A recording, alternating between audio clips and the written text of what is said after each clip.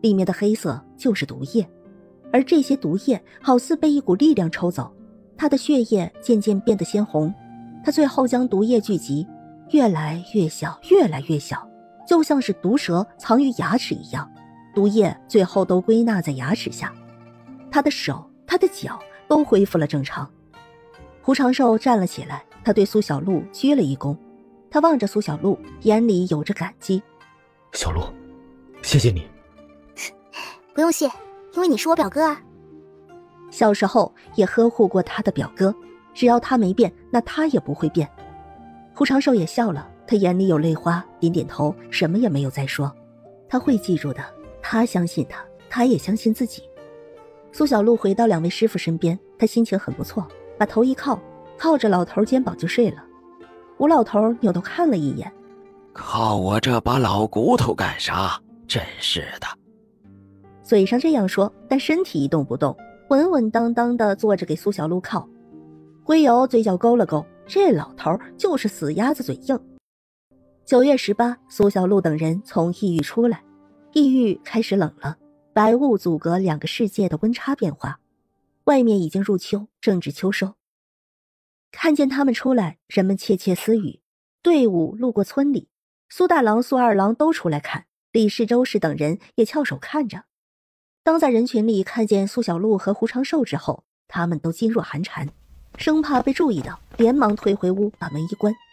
李氏怯怯地说道：二爹，胡长寿出来了，他要是知道了小芝的事情，会不会找咱们麻烦呢？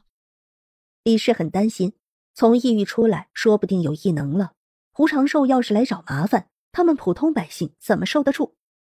苏大郎也沉默，他也同样担心。苏二郎和周氏都沉默着，儿子和儿媳妇都不说话。还是周氏小声说道：要不让磊哥媳妇儿和大哥家超哥媳妇儿跟去看看吧，如果他们没在村长家留下，这事儿应该就没事儿。这小芝都回了小胡村了，跟咱们也没关系了。为什么连苏小芝的儿子都这么有出息？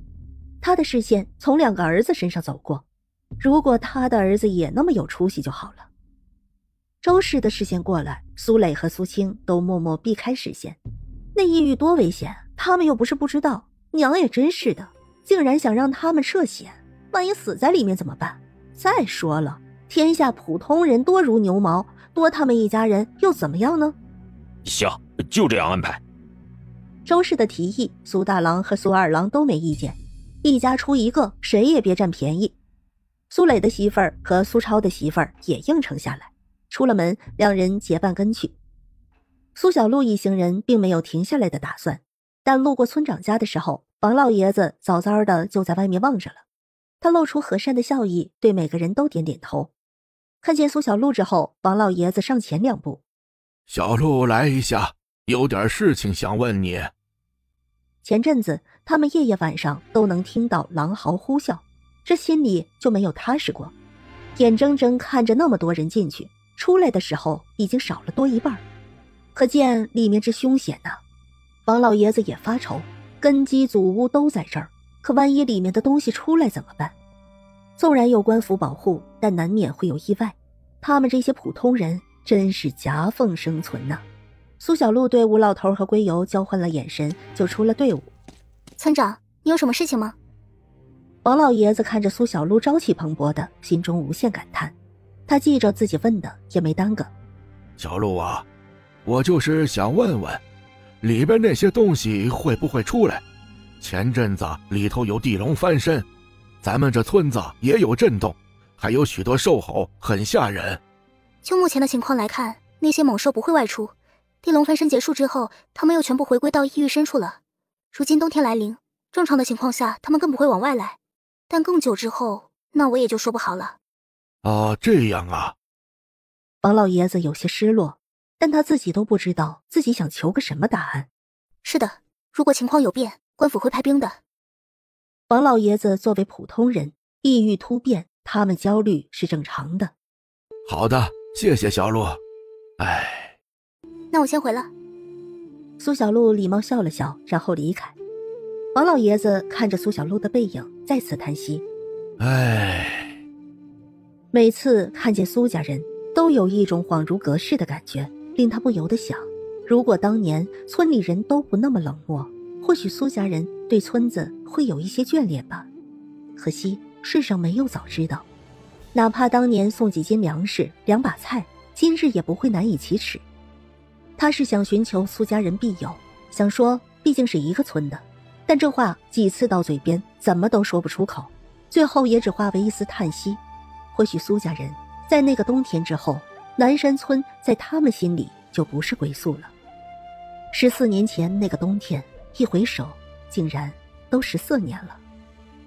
王老爷子准备回屋了，苏超妻子和苏磊妻子才从暗处出来，两人笑着叫了王老爷子一声：王大公好。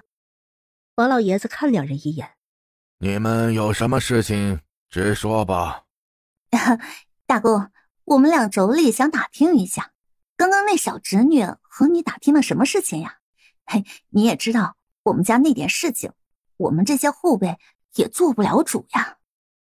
王老爷子活了几十年了，什么看不懂，他也没和两个小媳妇计较。小陆什么事情都没打听，是我心里不安，跟他打听点事儿。你们两家人只要别往人前蹦跶，人家也没工夫收拾你们。早就不再是一个层面了，多看两眼都懒得看。至于俩小媳妇所说的做不了主，王老爷子只是一笑了之。两人听了心思各异，王老爷子没工夫多说，摆摆手：回吧，回吧。说完就回屋了。两人见此，也就回身回家去回话了。回到家中，两人把话一字不漏地说给公公婆婆听。苏大郎和苏二郎听了都安心不少。那咱们就在村子里过一阵，等他走了再去镇子里，惹不起咱们躲得起。就这样吧，避着点儿。李氏和周氏沉默。日子过到今天，他们心中都很沮丧，一辈子已经看到头了，知道赵氏是他们永远都赶不上的，这心里永远都扎着一根刺。不过没有一点好，那就是他们两家都差不多，如此想着，心里多少平衡点了。苏小璐一行人是直接回镇子，征集的江湖人士们到镇子就各自分散了。胡长寿没进镇子，而是直接回了小湖村。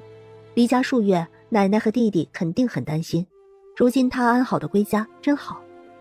胡长寿远远的看见家门，他就已经克制不住内心的兴奋，高声大喊：奶，小杨，我回来了。他回来了，他活着回来了。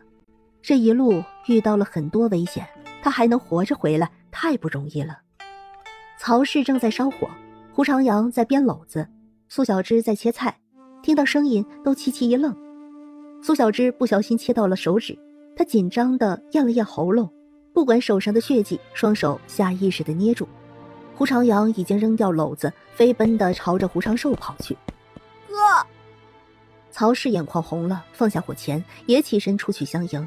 他的大孙活着回来了。胡长阳已经飞奔地紧紧把胡长寿抱住。哥，你回来了！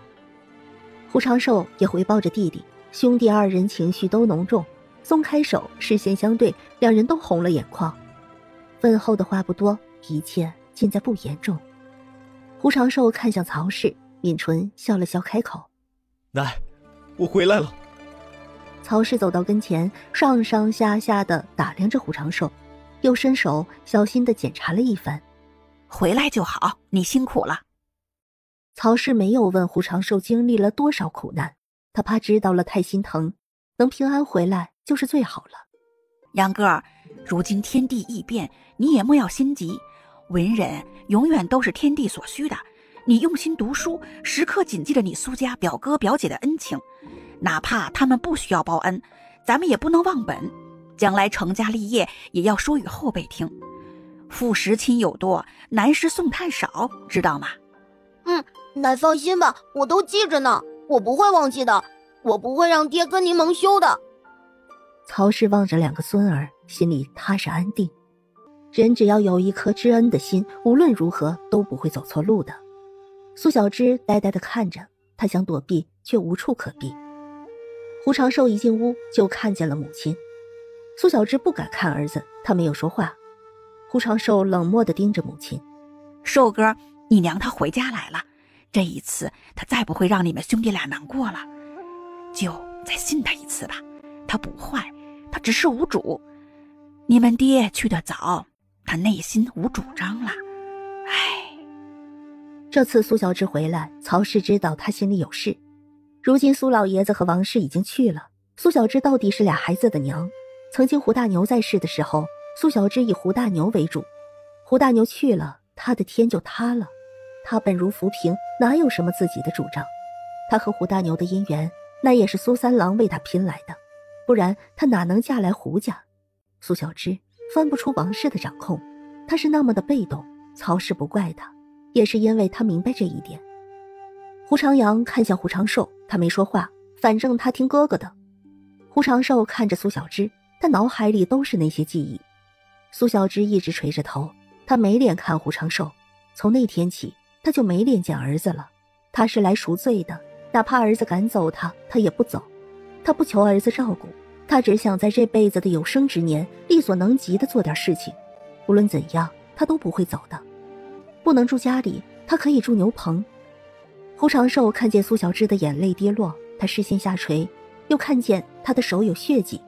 胡长寿抿着唇，他要留下就留下吧。他转身，没有下一次了。第一句话是他的表态，让曹氏和胡长阳能安心。第二句话他是说给苏小芝听的，他知道，他懂。他们母子的关系已经回不去了，他可以原谅苏小芝为了父母不顾他们，他也可以接受苏小芝无数次让他伤心，他甚至能接受苏小芝断他生路，但也只有一次，他不会再给苏小芝那样的机会了。曹氏松了口气，他以为胡长寿说是指苏小芝和那边联系的事情，胡长阳也这样以为，只是当他的视线低下，不经意间看见胡长寿紧握的双拳是那么的用力，骨节都发白，胡长阳才意识到事情不是他想的那样，有什么事情他和奶奶都不知道。就这一刹那，胡长阳对苏小芝也冷漠了。他不需要知道发生了什么，他只知道他永远都相信大哥。手怎么流血了？快去处理一下吧。寿哥回家来，咱们今天吃点好的，现在去杀鸡都来得及。哎，苏小芝挪动步子出去了。曹氏叹息着摇摇头，回头对两个孙子慈祥地笑了笑。我给你们爹上炷香去。曹氏走后，胡长阳看了看胡长寿，大哥，他是不是做了什么不好的事？都过去了。胡长寿没打算说，胡长阳也没有再追问。曹氏进屋给儿子上香。我儿，你也别怪他，无根的浮萍飘到哪儿也不是他能做主的。为女子本就是一大苦难，孙儿们也不是愚孝之人，没有什么可担心的。这一次他回来，我总觉得他像是被点化了似的。你在天之灵也别怪他，知道不？曹氏一边嘀咕完，一边把香给插上，他又笑了笑。回头娘给你端鸡冠头来，如今日子好过呢，你放心吧。做完就出去帮苏小芝了。婆媳二人没有说话，苏小芝手脚利索，曹氏就放手让她操劳。晚上吃饭的时候，曹氏问胡长寿：“寿哥，小鹿呢？他好不好？”苏小芝吃饭的动作慢了下来，胡长阳也放下了筷子。小鹿很好，这次我能活着回来，多亏了他。奶，我决定从军了，等我安顿好你们，我就去从军。你们放心，我有自保的能力了。等再过2年，我有空的时候就能带着小弟一块去。京中的贵公子告诉我，如今的文人也没有落下武艺。胡长寿跟着曹氏说起他的打算，他如今身强体壮，还有了异能力，他更不愿意为鱼肉。好，听你的，想做什么就去做。曹氏没有多问，更没有反对，他笑吟吟的支持。他大孙有抱负，他怎能折孙儿翅膀？胡长阳眼睛也亮晶晶的。哥，你放心吧，我平日里也不会差了武艺的，你放心，家里有我呢。胡长阳拍了拍胸口，他可不会拖大哥后腿，总有一天他也会长大，和哥哥并肩而行。大哥就是他的榜样和骄傲，他也要成为大哥的骄傲。胡长寿看着如朝阳的弟弟，欣慰地笑了，忍不住放下筷子，伸手揉了揉胡长阳的脑袋。胡长阳乐呵呵地笑着，他喜欢大哥这样，因为这样的时候，他会感觉自己距离大哥的心很近。曹氏也欣慰地发笑。好了，快吃饭吧。兄弟之间能相互扶持，兄友弟恭的，是每一个长辈最骄傲的成就。曹氏心里觉得很温暖。胡双双已经嫁人，日子过得也踏实。每次回来，曹氏从她好的气色里也看得出孙女过得不差。而现在，胡长寿、胡长阳兄弟俩也立得住，胡双双只会过得更好。曹氏想着都觉得心里暖洋洋的。如今只要苏小芝不再伤孩子的心，那这个家就大好了。曹氏看了一眼苏小芝，苏小芝低头垂眸，安静吃饭。曹氏给苏小芝夹去一块鸡肉，吃点肉补补身子。他是真希望苏小芝不再做以前那些事情。这次胡长寿回来，曹氏就感觉到不一样了，这就是最后的机会了，错过了就不会再有了。谢谢你啊。苏小芝微微勾唇，感激地对着曹氏道谢。曹氏目光温和，苏小芝垂下眼眸，她在心里暗暗发誓，这一次她一定不会让他们再失望了。胡长寿和胡长阳兄弟俩都没说话。胡长阳是心疼兄长受过的苦，所以他不想搭理苏小芝了。而胡长寿是因为早已心死，他对苏小芝不敢抱有希望。这一切都还需要漫长的时间来证明，只要岁月不欺人。苏小璐回到羊角镇，回了家，师徒三人就各自回房休息了。苏小璐一回房，躺下后就先进了空间。小璐来了。趴在界面石堆里的皮皮虾号一看见苏小璐就和苏小璐打招呼。苏小璐走过去戳了戳他的小肚皮。你怎么说话老气横秋的？按照人类年龄换算，你还是个婴儿呢。皮皮虾号的声音是奶萌奶萌的，但说话的语气是老成老成的。皮皮虾号扭头蹭了蹭苏小璐的手心，朝着他靠近了些。小璐，我们守护兽一族是传承啦，我从出生就已经知道很多知识了。当竞争兄弟去世后，我成为真正的守护兽，我就知道的更多了。所以你别看我现在小，我知道的很多知识比你祖祖辈辈加起来都很多哟。小璐，你给我摸背背，我好喜欢你摸背。他又蹭了蹭苏小璐手心，希望他能给他顺皮毛。苏小璐捏了捏他的耳朵，才一下一下的给他摸背上的毛发，油光水滑，别提多舒服了。他有智慧，但本性就是兽类，被抚摸就会让他们很舒服很享受，舒适的心情也会更放松。有几个见面时已经被啃了小半，皮皮虾号肚子微微鼓起，苏小璐摸舒服了，他还翻出了肚皮，软乎乎的四肢垂着，安安稳稳的闭上眼睛享受。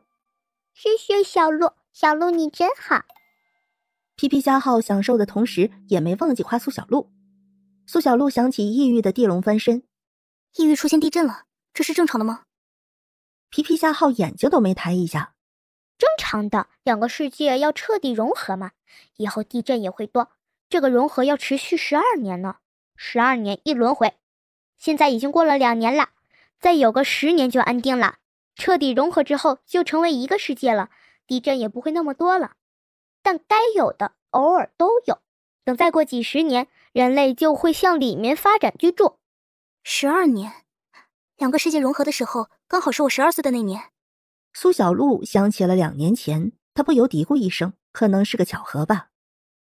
小璐现在14岁，等你20岁的时候，两个世界就是一个世界啦。那为什么我会有一个空间呢？皮皮虾，你传承了那么多的知识，你知道这个吗？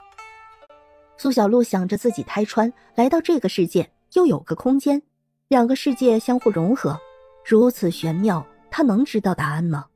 这可能是你比较幸运吧。按照时间，那个时候我的母亲已经在啃食位面币了。你那个时候出生，幸运地获得了这个空间小世界。皮皮虾号把这些归类于幸运，反正都差不多。他没有告诉苏小璐的是，守护兽养育后代的时候，啃食位面币会造成其他世界有变化。苏小璐应该是被影响的，她本不是早亡的命，守护兽换代也是天道轮回，天道该给苏小璐一些补偿的。空间是很好的礼物，可用作储存，也可用作耕种。灵泉更是宝贝，不管苏小璐做什么，至少都能保证她有个富足的人生。只是没想到，她又遇上了这位娇娇女。难怪人类常说缘分，缘分，还别说，真挺奇妙的。这样啊。苏小璐露出笑意来，说起穿越，她既是不幸，也是幸运。和皮皮虾号玩了一会儿，苏小璐出了空间睡觉。第二天，周芷只身来了。苏小璐听到敲门声，开门一看，一袭白衣的周芷站在门前，好一个仙人之姿。小璐，早。四哥请进。苏小璐把周芷请进家门。吴老头早早的在练功，看见周芷撇了撇嘴巴。周芷恭敬地对吴老头和龟友打招呼：“两位前辈，早。”“哦，明王早。”“你是挺早的。”苏小璐把周芷带去厨房。“四哥还没有吃早饭吧？刚好我们也还没吃，我准备煮个粥。四哥会烧火吗？”“会。”说着，周芷就去灶台前熟练的生火。他看着苏小璐准备去洗米，也过去帮忙，自然地接过水盆。“我来吧，你米多了，还要加点水。”“那就有劳四哥了。”他上辈子厨艺就不算好，但也不至于是现在这么差。有些东西知道怎么做，但做出来那个味道就和想象的不一样了。周芷筑基了，面容上更是一点瑕疵都没有，怎么看怎么好看。“小璐，给我剥蒜。”周芷微微勾唇，让苏小璐帮忙。苏小璐欢喜地帮忙，或剥葱，或递个碗，做一些小事情。等一锅肉粥熬好，苏小璐吸了吸鼻子，由心夸赞：“好香啊！”“去叫两位师傅来吃吧。”他喜欢这样惬意的相处。厨房是人间烟火，看着苏小璐的身影，他觉得整个心房都暖了。粥也似乎变得很香很香。龟友和吴老头来吃饭，许是看在粥的面子上，吴老头脸色好了点。4人一桌，一大锅都吃完了。吃完之后，两位前辈接下来有什么打算？可有准备回京了？没什么打算，你贵人事儿多，就不用操心丫头的事儿了。说不定过不久，丫头回来还有嫂子叫呢。吴老头皮笑肉不笑的，龟友沉吟不语。若是要回京的话，我们可以一道回。如今天凉，苏小璐多半是要回京的，她肯定也想回去看看苏小玲的孩子，还有苏虫的孩子。她做了小姑，也当了小姨。四哥，我们还不着急，年前肯定会回去的。现在我要先安排这边，安排好了就慢慢回去。他要把羊角镇的房地处理了，他们一家人会定居京城。天高皇帝远，他们没在这儿，房子被苏家人占着，他才不便宜他们。那好，我在京城等你回来。好。周芷起身出去，苏小璐送他出门。这枝花给你。苏小璐接过，他笑了笑，转身离去。苏小璐闻了闻花朵，香香的，感觉很舒服。他把花朵放进空间里。周芷和苏小璐道别之后就回京城了。异域冬天冷，进取难挨，所以那些聚集在羊角镇的江湖人士们也都离开了。楚静留了下来。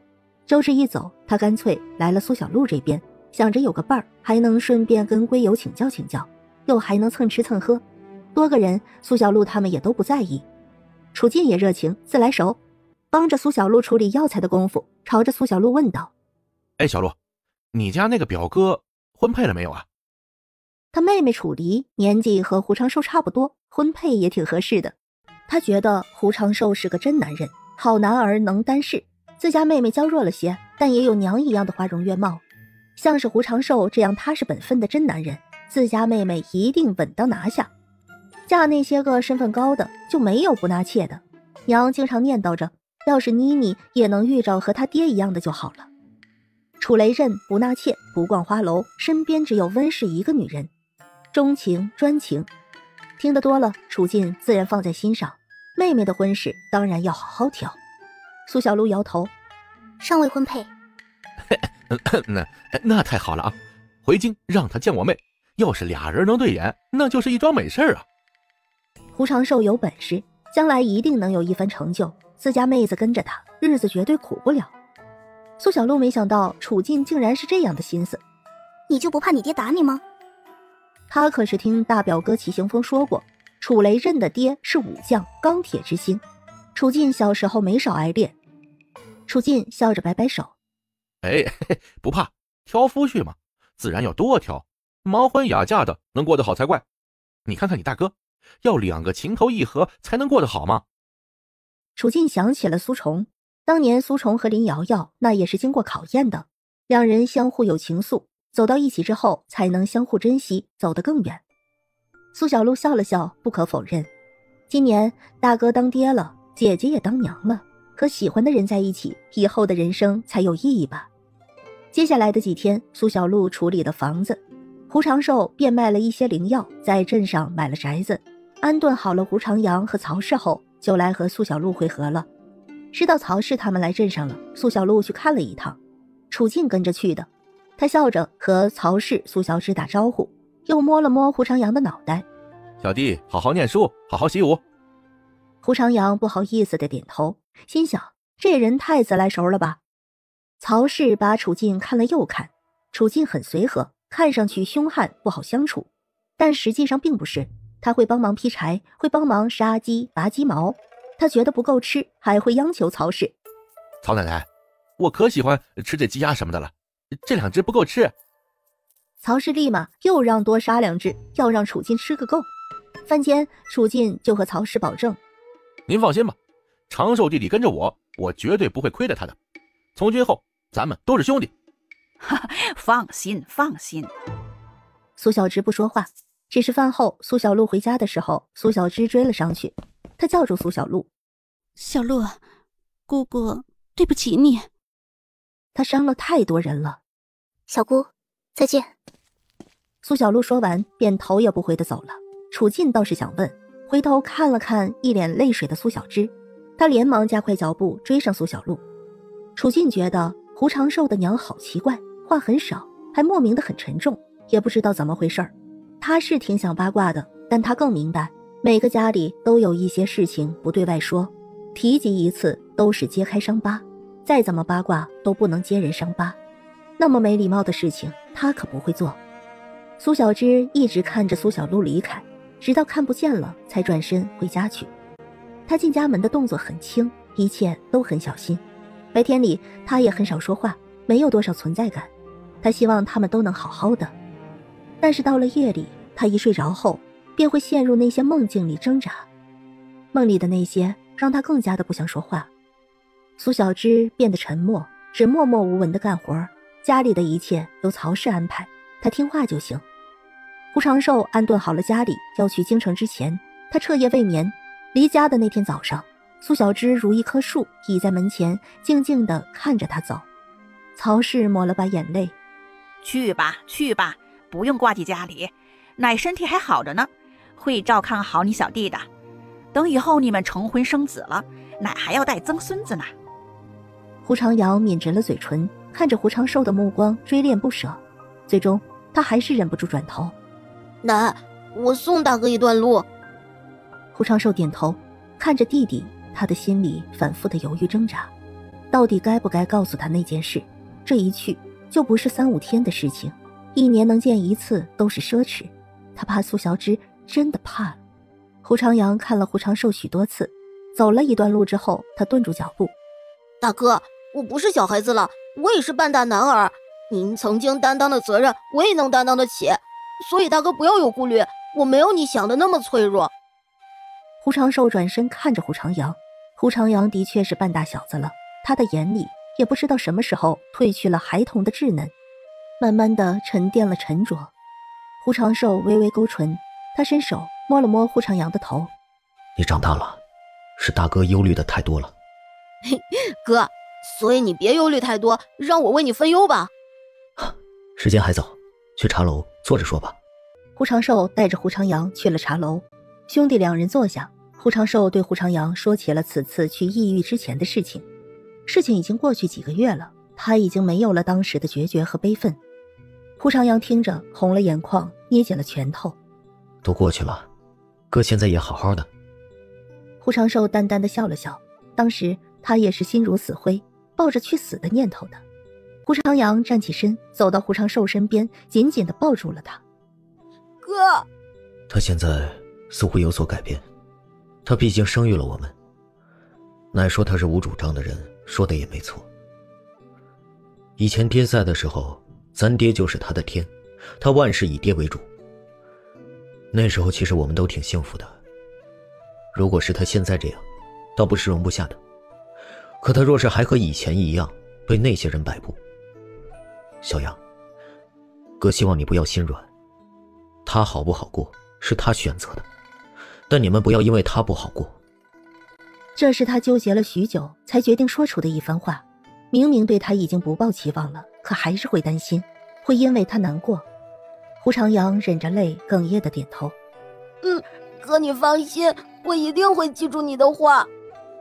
苏小芝除了是他娘，哪让他开心过呢？自打记事以来，苏小芝就一直扒着那边。那时候他还不懂，可现在他懂了，但他仍然不明白，明明那边对他一点也不好，为什么他还是要扒着那边？就算这一次那边的人过世，虽然给他留了黄金，可他失去的岂能被那点黄金代替？知道胡长寿这一次数次和死亡擦肩，胡长阳心里痛苦难受。他知道胡长寿担心什么，所以他无比郑重地保证，他一定会好过的。无论苏小芝做什么，他都绝不会让他影响自己的生活。倘若他真没改，那他就当作没有他这个娘。好了，你快回去吧，回去晚了，奶该担心了。哥，你路上小心，一定好好的。胡长寿点头。兄弟二人分开，胡长寿心里安定多了。他来到了苏小璐家中，苏小璐师徒三人和楚进都收拾好了。楚进在陪着吴老头练剑呢，归游会帮吴老头。他指点吴老头的同时，楚进也在改正他自身的短处。见胡长寿来了，楚进笑着收了剑。不练了，不练了，咱们也该出发了。如今已经是10月初，等他们慢慢赶回京城，也近11月了。苏小璐和楚进赶着马车，归游、吴老头和胡长寿坐在里边，出发回京了。赶路的日子是悠闲的，说是赶路，实际上就是游山玩水。楚进因为跟着吴老头练剑有益处，他巴不得多赶路几天。胡长寿也在练习他自身的能力。到了一处湖边，苏小璐将湖水控制成龙卷风，胡长寿将里面的鱼拿出来，控水和隔空取物配合得刚刚好，连打猎都省去了。异能力也需要修炼，而且还有许多东西需要自己感悟。临近京城，遇到了不少他国人士，和大周朝臣民一眼就能分辨出来。吃饭的时候，楚进就说了起来：这历朝的商人都快到京城了，看来前来和亲的公主和使臣也快到了呀。和亲？苏小璐听到和亲2个字，脑海里瞬间就想到了周至。当今皇上适龄又未婚的皇子，刚好只有周至了。其他的皇子不过12、13岁的，外朝来的公主不可能选这种小男子吧？吴老头和归游对视一眼，吴老头有着莫名的紧张，这臭丫头怎么这么伤心呢？对啊，明王没告诉你吗？他着急回京就是因为这件事啊，我还以为你知道呢。苏小璐竟然不知道，楚进也有点意外。他看了看苏小璐，脑海里又想起那日苏小璐渡劫，周至奋不顾身地为他挡雷，楚进顿时脑子里茅塞顿开，一个难以置信又很玄妙的念头在他脑海疯狂地上蹿下跳。不会吧，不会吧，应该不是他想的那样，毕竟苏小璐才14啊，这时候婚配过早了。可最多再过3年就不早了呀，算算年纪，明王也就18，正是婚配好时候。但再过3年，那时成婚也不算迟了。明王是什么人呢？那是智谋都超于常人，不能用一般思想去想他。我不知道，不过算算年纪，4哥也该成婚了。若是他能和历朝公主两情相悦，那也是一桩美谈。一般和外朝公主和亲，都是皇子和王爷，也有入宫的，那得看送来的公主在当朝受不受宠和身份了。如果是皇后做出的嫡公主，那一般是不会入宫的，毕竟入宫去那就是侍妾，许配皇族也必须是为正妻的。当然了，这些他也是看书看的，真正的情况他也没见过，是不了解的。不过这一次他有机会好好了解了。小璐，你真的觉得是？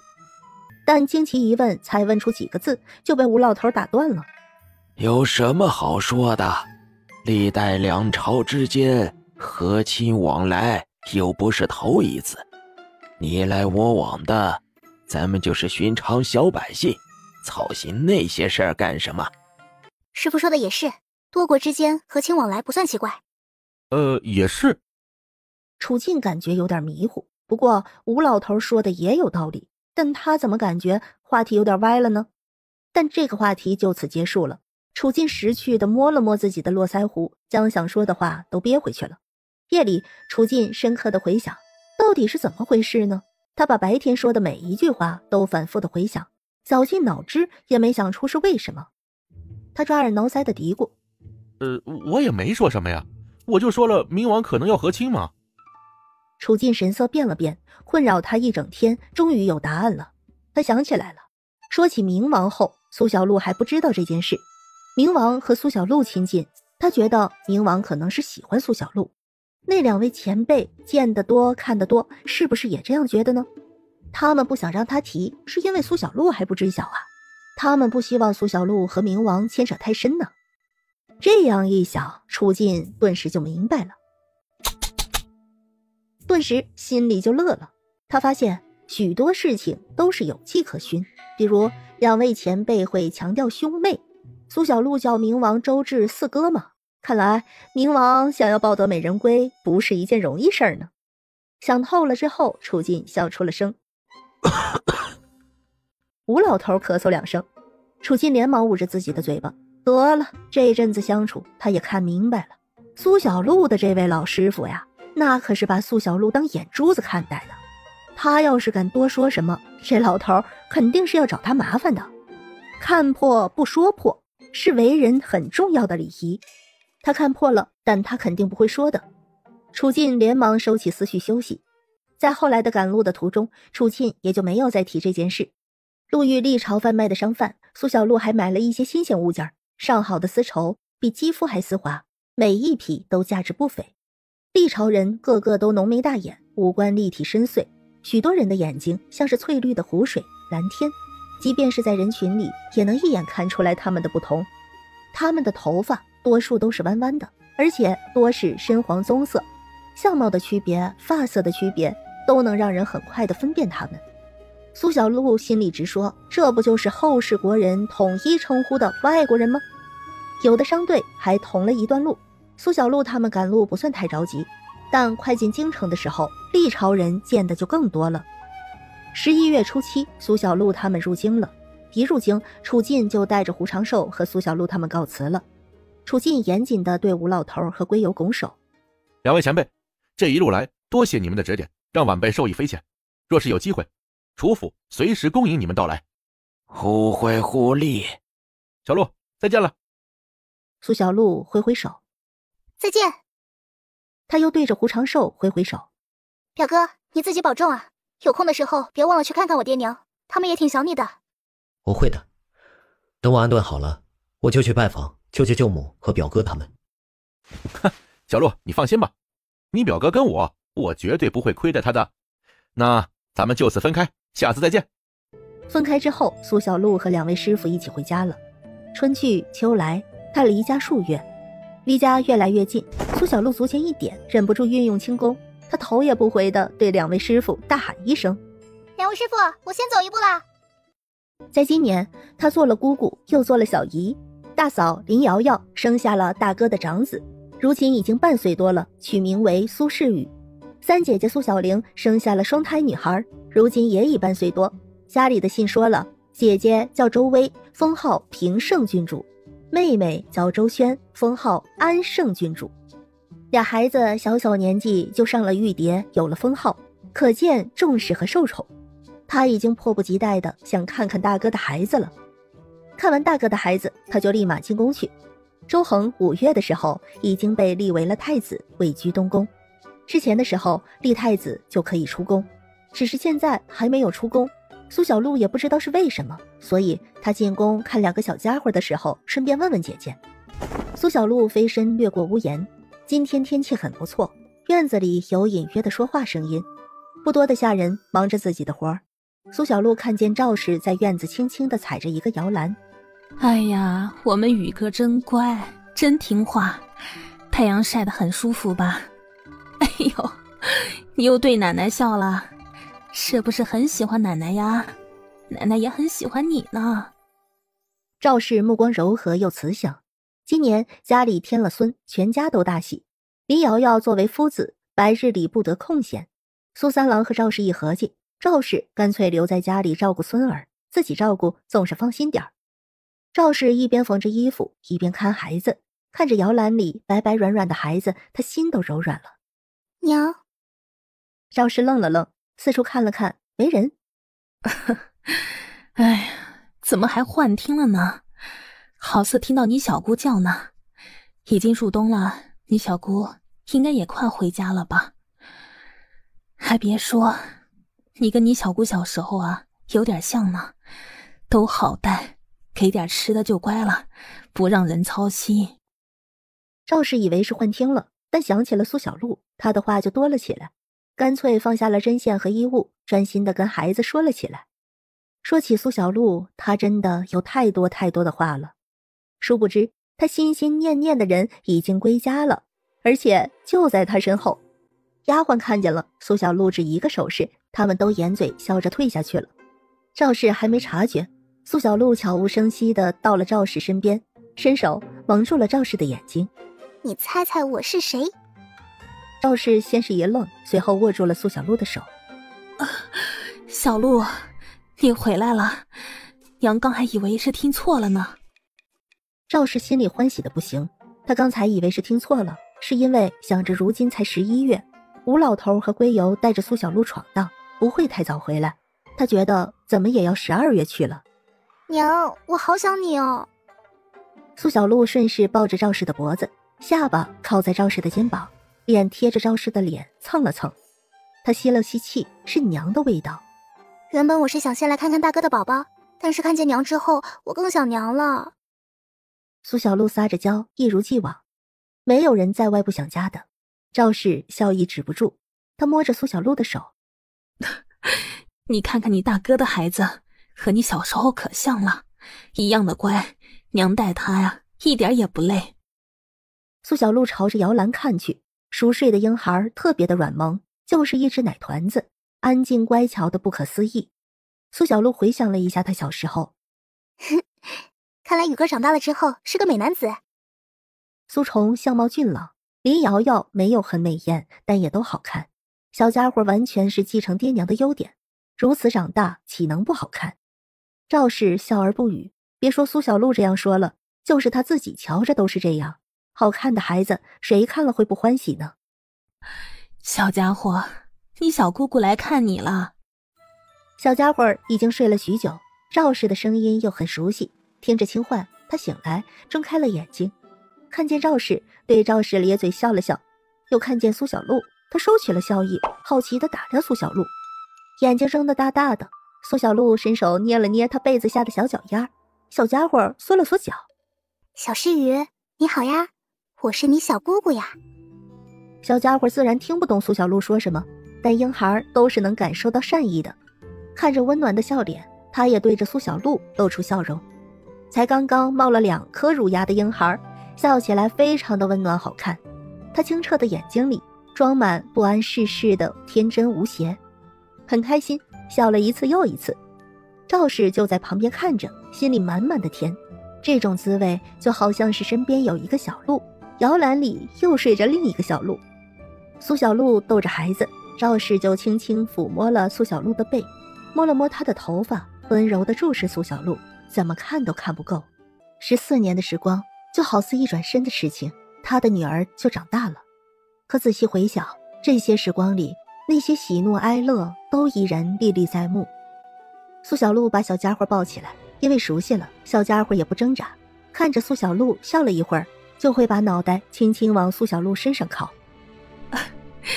世宇这孩子好像是知道你是家人一样，明明才是第一次见面就会亲了。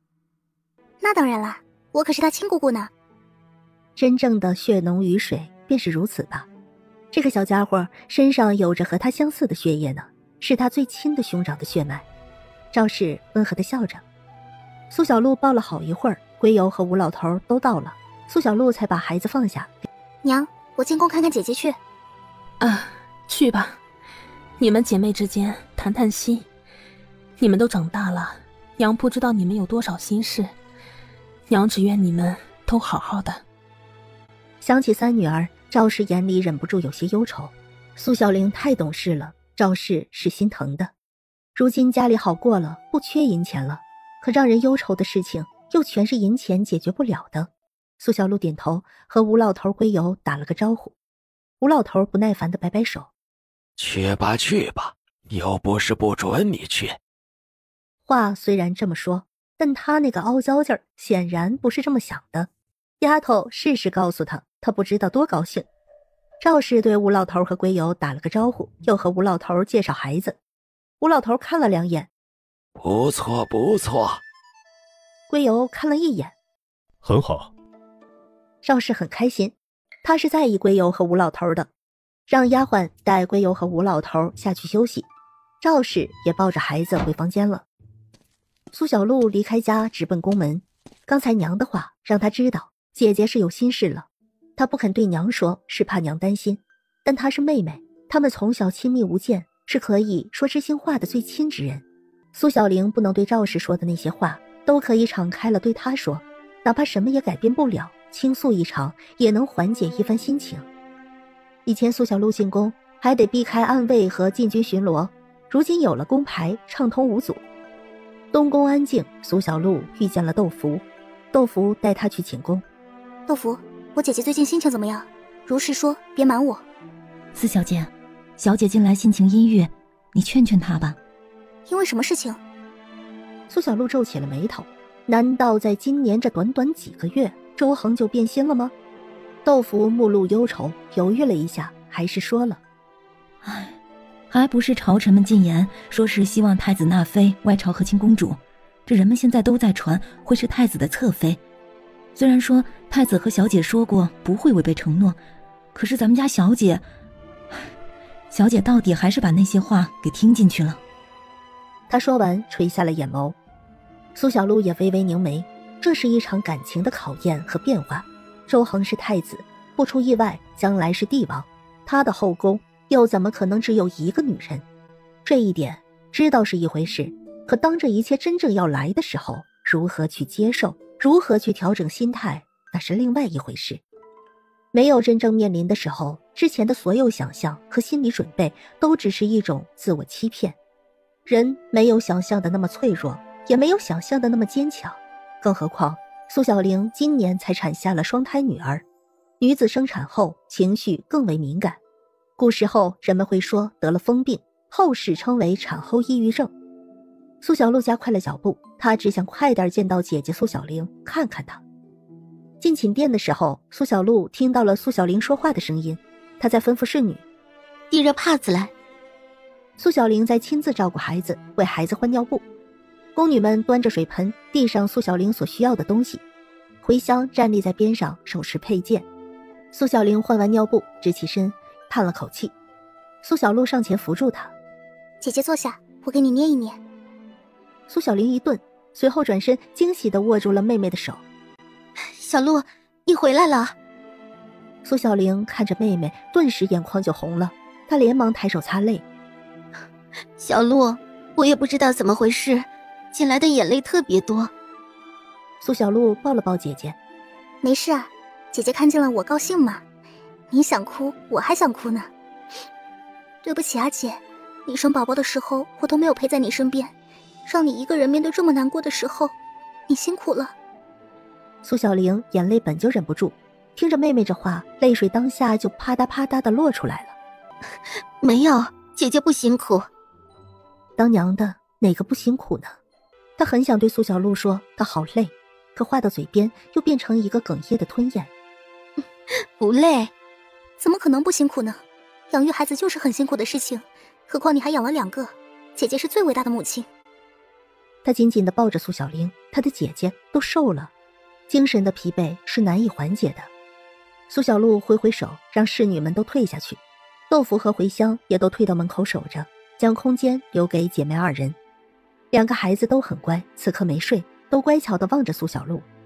苏小璐拉着苏小玲到床榻坐下，她让苏小玲躺下，给苏小玲按捏着肩背。小洛还是别了，哪能让你给我按呢？怎么不能了？小时候你给我按的还少吗？他为苏小玲输入了一些灵气，让苏小玲慢慢放松一些。姐，跟我说说你生宝宝的事情吧。三哥当时在吗？苏小璐引领了话题。苏小玲沉思了下来，她无奈笑了笑。生孩子真的很痛，恒弟弟碍于礼节不能进去陪我，他把娘接来陪我了。有娘在，我心里就没有那么担忧了。除了很痛之外，一切都很顺利。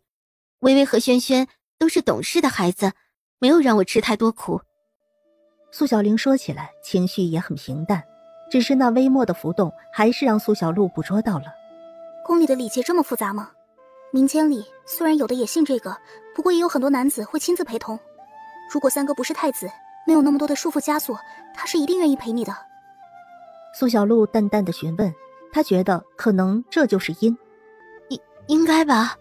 恒弟弟虽然没陪我，可2个孩子出生之后，他就立马来我身边了。微微和轩轩也是开朝以来最快上玉蝶的孩子，也是最早有封号的郡主。想着这一点，苏小玲心里感觉抚慰了许多。她觉得就是矫情在作祟，已经这么好了，她该满足了。可每当她想起，在她痛得撕心裂肺的时候，她很想看见他的时候，他不在，她怎么也找不到，看不见他。每当想起这个时候，她的心就好难过，被委屈填满。她想大发脾气，想大吵大闹，可理智又会把她拉入现实。理智的她做不出如此不懂事的事情，所以一次次的将疯狂的心态压回去。她不知道还能压多久，心里只有一个念头，只有忍住，只有压下去。小洛，在他的心里，我依然是最重要的。苏小玲不知道怎么回事，在苏小璐面前，她有点伪装不下去。说出这句话，她只觉得心里全是苦涩。当然了，他要是不这样想了，我就带你去闯天下去。小洛，姐姐好难过，为什么他当时不进来？为什么在他的心里，我是不是没有他太子之位重要？他以后还会有别的女子，也会渐渐不那么喜欢我了。这才是他痛苦的根源。他以为自己做好了准备，可当这一切快来的时候，他才发现人的心太小了。一个人的心里只容得下一个人，什么大度，什么威仪都是假的。感情的世界容不下第三人插足。门突然被推开，周恒几步走到床边。小玲，没有别人，什么都没有你重要。太子之位没有，其他女子也不会有。下一次无论是谁非议，我都会陪在你身边的。我没进去，不是因为我在乎别人如何说我，而是我不想让他人非议你。我不想那些史官画饼你，我怕那些言论会伤害你。是我做的不够好，是我没照顾好你。周恒眼眶红了，他的顾忌却成了伤苏小玲的利器，这让他如何不痛？他身为太子，言行举止都被天下人看着。当人们不敢非议他的时候，往往会非议太子妃。自古以来，得宠和专宠都不是一件好事。历代那些专宠的女子没有一个好下场，她们会成为共敌。外面的言论会是妖媚、祸水，各种难听之话。任何有非议的，他都不想听见看见。可却因为这样，使得苏小玲生了心结，倍感痛苦，甚至对他们的感情有了怀疑。下一次他不会再犯这样的错误了。谁人非议，他便灭了谁。恒弟弟。苏小玲没想到周恒回来了，还听见了他说的话。苏小璐也没想到周恒会偷听，不过这也不是什么坏事，夫妻之间有了心结，本来就要解开才行。周恒上前抱住了苏小玲。对不起。苏小玲泪水滚落，她摇头。没有，是我小气，不是你的错。在她的记忆里，苏小璐出生的那一年实在是太深刻了，以至于许多次她都会从梦中醒来。昏暗的屋子，刺鼻的血腥，还有气息微弱的母亲，都让她难以忘记。那个时候她就想，如果爹在就好了，那么危险的时候不该一个人面对。娘当时肯定很怕，他让他帮忙推的时候说的话，那颤抖而决绝的语气，他这辈子都忘不了。所以他自己生孩子的时候，他希望周恒能陪着他，可他没有。他心里很难过，他觉得感受不到他的爱意，他怕这一切都是他一个人的痴想。但今天他知道原因了，他的恒弟弟不是不想陪着他，他为他已经背负了很多。周恒紧紧地抱着苏小玲，全然不顾苏小璐还在。原谅我这一次好不好？下一次我不会再让你一个人面对了。我只喜欢你，一个人的心就那么大，哪里容得下别人呢？我永远不会忘记我承诺过的话语，最初是你，以后也是你，也只会是你。你摸我的心，小玲，我爱你。周恒握着苏小玲的手放在心口的位置，他希望她知道，他心跳的加快都是只因为他。年少时的喜欢不会变的，他知道什么是爱，他也知道什么是喜欢。你心里难过，你告诉我，不要憋在心里，好吗？我是你丈夫，这几个月来，我看见你难过，我心里也很疼。我找不到原因，都怪我太粗心了，是我还不够心细。但我们还有很长很长的路要走，你不要对我失望，你要给我信心和时间，好不好？周恒知道是因为这样，他就一刻等不了。他不要苏小玲为这件事一直不开心，所以他一刻也没等，推门进来了。苏小璐已经默默退出去了，他能引领苏小玲倾诉心事，但真正能解开苏小玲心结的人是周恒啊。苏小玲听着周恒说的话，她才知道，原来一切不是她所想的那样。她还没有开口，周恒认真地看着她。小玲，你看着我的眼睛，我不会骗你，我是太子，碍于世俗，今后我会纳一些女子进来，但这些女子我绝不会碰任何一人，这些女子都会是同秀之好的女子，我会让她们双双进来，她们过她们的日子，为我堵住世俗悠悠之口，也全了我们夫妻之情。我这一生只想爱一个人，这人就是你，苏小玲。除了你，我再也不会喜欢上其他女子了。苏小玲眼圈渐红，泪水模糊了视线。我相信你，我再也不会乱想了。小玲，我们注定要和别人不一样，要受到很多磨难，但我们都相信，我们可以走下去，我们可以赢的。对不起，不是你做的不够，是我忘不了。我忘不了6岁那年，小鹿出生的时候，我娘差点就过去了。当时大伯娘根本不管我娘让我帮她推，她都没有力气了。如果我不帮，我娘会死的，肚子里的孩子也会死。我用尽了力气，那时候我就想，如果我爹在就好了，我爹在，我娘就不那么绝望了。明明你就在外面，我们仅仅是一墙之隔，可是我好想你在我身边，我好想你们能握住我的手。我也不知道我怎么了，怎么会这么在意。苏小玲也敞开了心扉，说出了心中的痛苦根源。别乱想，女子生产最为困苦，身为丈夫本就该在身边，我没能在，就是我的不对，我不该顾虑那么多，我最该顾虑的只有你。下一次我不会再让你一个人面对了，相信我，我不会再让任何事阻拦我。周恒声音哑沉，他眼神阴暗了些许，这样的事情绝不会再有下一次。苏小玲点头，敞开了心扉之后，他心里已经好受多了。恒弟，小鹿。苏小玲正想说苏小璐还在，但看向房间，哪儿还有苏小璐的影子。哼，小鹿很聪明，帮了他大忙，也没留下来碍事。苏小璐自然不会留下来碍事，既然能解开心结的人来了，他哪能杵在那儿闪闪发亮呢？2个小家伙都被抱了出来，苏小璐围着他们仔细看。周薇和周轩都好奇地看着苏小璐，时不时眨眨眼睛或者假装吮吸，小嘴巴一动一动的。两个小丫头长得一模一样，神情动作也如出一辙。苏小璐感觉心都快化了，人类幼崽怎么这么可爱呀？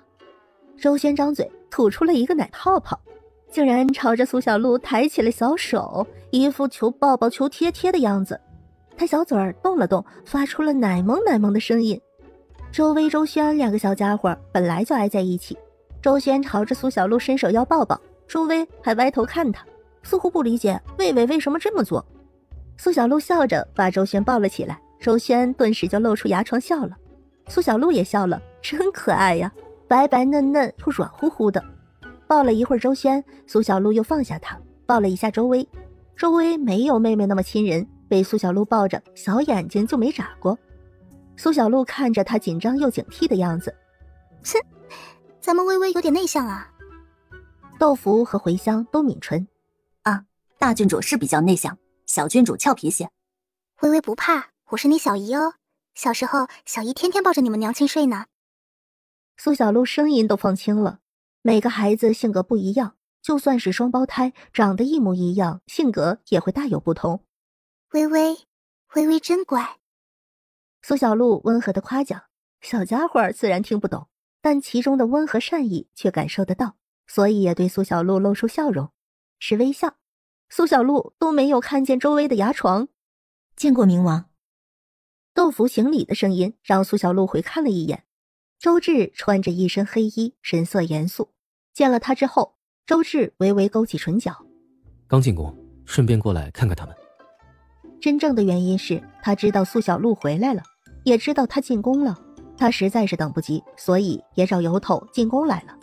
其实是来看苏小璐，顺带着看两眼其他人。小薇很喜欢你。周至走近了，看了看周薇，他笑了笑。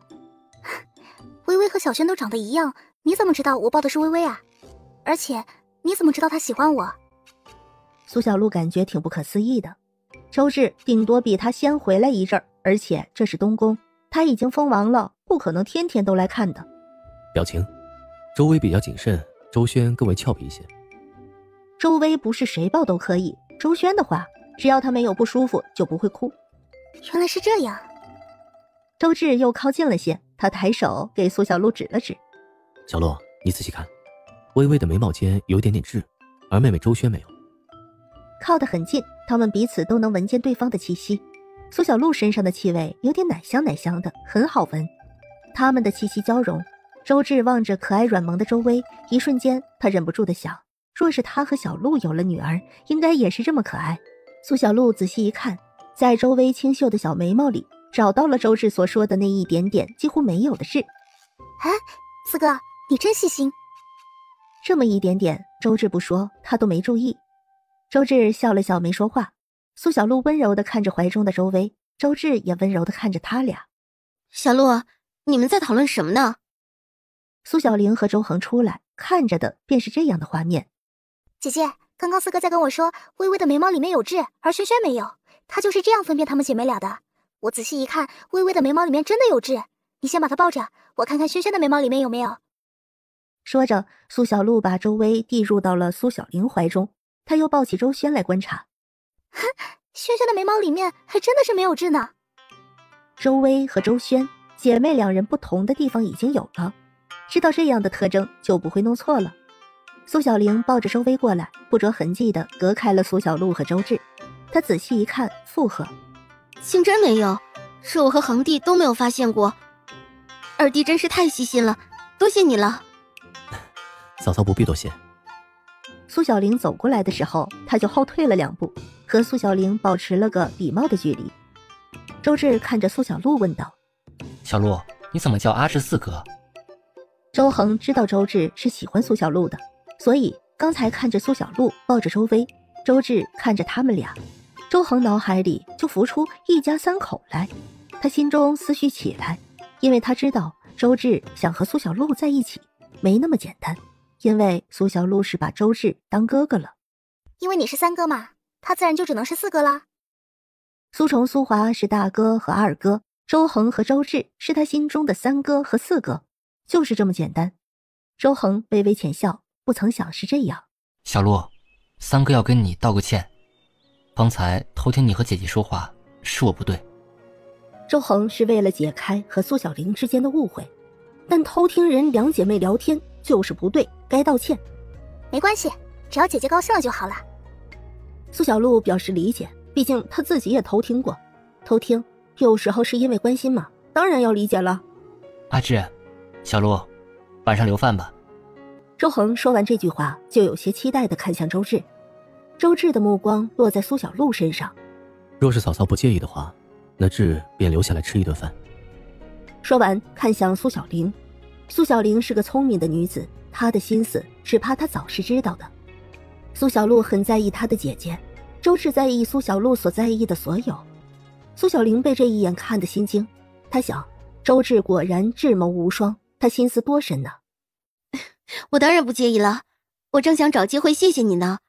你作为恒弟的弟弟，帮过他许多，在外你为四哥如我大哥二哥一般，对小鹿多加照顾。阿志，真的谢谢你。不用谢。苏小璐抱着周轩，周轩对他笑得正开心。小家伙如性子一般，不太认生，俏皮又亲人，所以他要留下来吃饭，多看看这两个小家伙。周志走到苏小璐身边，和他一起看孩子。苏小璐已经习惯了。年后该准备你最后一次解毒了，所以年后我们要去一趟青海，我们一起捕捞一头大鲲。今年都没有时间去，年后必须要去了。那大鲲在海洋里根本没有天敌，他们身上更是有着巨大的能量。既然能量能帮助周志残肢再生，那势必是必要的。好，年后就去。年后？那这次的使团？苏小玲想起了这次来和亲的使团，周志就是这次使团的目标。如果没意外的话，周志年后应该要准备娶亲的事宜。刚才周恒和他说起使团的时候，就说了这件事。对了，和亲使团。四哥，你是不是要和亲了？周志要和亲了也是正常的，政治婚姻不谈感情也是正常的。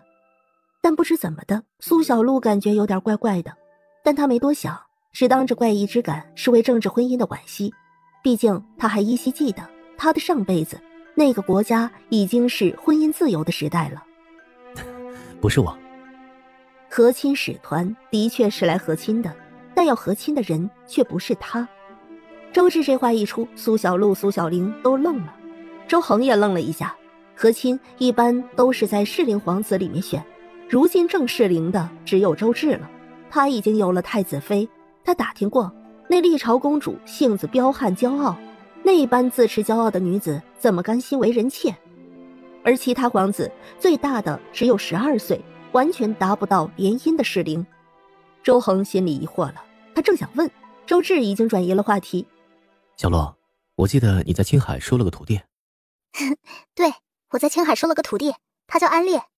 说起安烈还挺有意思的，我好似还没有跟你们说过。是没说。小璐，你都有徒弟了。我收这个徒弟完全就是一个意外，当时他呀还想着暗算我呢。我跟你们说啊，当时安烈啊。苏小璐说起了和安烈相识，然后收安烈为徒的事情，安烈的小叔安成的遭遇，现在说起来仍然是让苏小璐唏嘘。安烈和安成其实都是心底良善的人。几人都听得津津有味，苏小玲露出了些许羡慕之色。苏小璐见过的那些风光，她这辈子怕是都没有机会见了。说起安烈，我又想起了我师弟，也不知道他现在过得怎么样了。去年的这个时候，牛师叔都还在世。小牛一定会好好的。苏小玲知道牛仔，赵氏对他提起过。去年过年的时候，苏小璐带了个小少年回来，双眼不能视物，缺了一只手，说是个小道士装扮，年后有一天就自行离开了。说起的时候，赵氏也是感叹又担心。前阵子你师弟去过南山村。真的吗？是什么时候的事啊？牛仔会去到的地方，那一定是有原因的。是我们刚进山的后一天，在你姑姑家留了会儿。周志虽然进了异域，但外界的消息他是有人接收的。如今外界的信鸽还飞不进异域去，等以后异域和外界彻底相融，信鸽能进去了，收纳信息会比现在更方便。难怪姑姑改变了。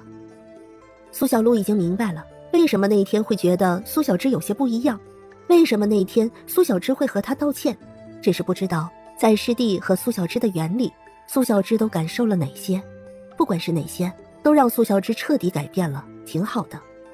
他的师弟竟然只身去了南山村，他真棒，这一个12年他一定会成功的。苏小璐心情顿时大好，在心底默默地为牛仔加油。难怪姑姑改变了。苏小玲并不知道南山村发生的事，苏崇、苏华知道了也不会告诉她，因为没必要。那边的事情早就和他们无关，只是苏小芝、苏崇、苏华没说，是不想苏小玲担心，因为小时候他们只手可数的田都是苏小芝给的。姐姐放心，她现在很好，寿哥和杨哥都很尊敬她的，姑姑也变了很多，只要她不再和以前一样，一切都会好的。如今王氏和苏老爷子已经故去了，一切都会变好的。那就好。苏小玲没有多问，她看得出苏小璐没有骗她，她不必多问。在生活上，不管是姑姑还是她和苏小璐，最终都会有各自的选择，走不同的路。亲情如同一棵大树，从生根发芽到参天大树，不会永远在一条枝丫上，只会在某个枝丫口分开，各自肆意生长。已经到用膳的点了，我们一起吃饭去吧。周恒温和地开口。不知不觉天已经渐渐黑了，也到了吃晚饭的时候。几人一起吃晚饭，期间2个小家伙都哭了。苏小玲便想起身，周恒伸手按住她的手背。我去看看，你们吃吧。苏小玲微微一笑，点头。她生了孩子，心思变得敏感，现在心结解开了，她也该好好调整自己，总是亲力亲为还是太累了。现在恒弟心疼她，她在帮她调整，她怎能不领她心意？周恒过去一会儿，2姐妹的哭音都消失了，但没过多久又哭了。苏小玲就微微皱眉，她正要起身准备过去看看，苏小璐就先她一步说话了。我过去看看他们，可能是饿了。她已经吃得差不多了，说着就起身过去了，留下了苏小玲和周志。苏小玲看了周志一眼，想起周志对小璐的心思。小璐不喜欢你这样的。她和周志见面的机会很少很少，像是这样独处的时候更是没有。周志觊觎她的妹妹，而她希望周志不要痴心妄想，她的妹妹不喜欢她这样的。周志是什么人？智谋过人，她担心他对苏小璐用一些手段。苏小玲没有拐弯抹角，而是直接的和周志说了，目的很简单，希望周志懂，并且识趣的退。周志淡淡勾唇笑了笑，他看着苏小玲，苏小玲的面容和苏小璐有几分相似，但苏小玲明显更为沉着，她的心思要比苏小璐更深沉。你知道小璐喜欢什么样的？反正不是你这样的。你又不是他，你怎么会知道他心里如何想的？论才华，我不比任何人差；论相貌，我自认为我的相貌也称得上是美男绝色；论钱论权，那就更不用说了。姐姐对这的偏见应该放一放。以前我唯一的缺点便是这双残缺的肢体，可如今风云易变，它们终究会长出来的。等我健全的一天，便是我对他表明心意之时。周志的一字一句都说得铿锵有力，让苏小玲无话反驳。但小璐不会喜欢你，她不拘自由，医术无双，武功高强，她注定是要翱翔天际的，唯有与她相等，才能陪她翱翔于天际。周志又笑了。我若想拘束她的自由，何须等着来日呢？以后你就会知道，这个世界上除了我，再无人可和她相配。喜欢一世，谁说了都不算，我不会因为你的一句话就放弃；而情深一世，也是谁说了都不算，只有且看岁月如何回答。苏小璐与我注定要有羁绊，谁也拦不了的。如若天没有异变，她的残枝永远长不出来。她或许会压抑住对苏小璐的特别，靠近她一阵子就放她走远。可如今她的双腿有机会长出来，这样微末的奇迹都让她遇见了，她是不可能轻易放手的。她有木系印记，而苏小璐有水系印记，老天就是这样安排，他们注定有羁绊。苏小玲担心，无非就是她给不了苏小璐所有的情深，因为她如今深陷苦恼，可她又怎么知道她给不了呢？情深情浅，任何答案都不算，唯有岁月可回答。你……苏小玲心里有震撼，周芷的话每一句话都敲在她的心房上，让苏小玲又震惊又不安。我回来啦，微微和萱萱是饿了，现在有奶娘在喂奶，顿时就不哭了。苏小璐的声音传来，苏小玲和周芷都默契地终止了话题。周恒也回来了，周薇、周萱都是由奶娘喂，喂好了就会抱来。他们真的是太可爱了，和大哥的小侍女一样可爱。娘还说他们都和我小时候很像呢，还说和我一样乖巧，但我觉得那是不可能的，我小时候一定比他们都要乖巧，呵呵，对吧，姐？对，你小的时候非常乖巧，很听话，夜里从来不哭闹。回想起苏小璐小时候，苏小玲目光温柔，哪怕过去了很多年，她也不会忘记家里有了苏小璐之后是如何越来越好。爹娘说过，苏小璐是天上来的仙女，这句话苏小玲一直坚信着。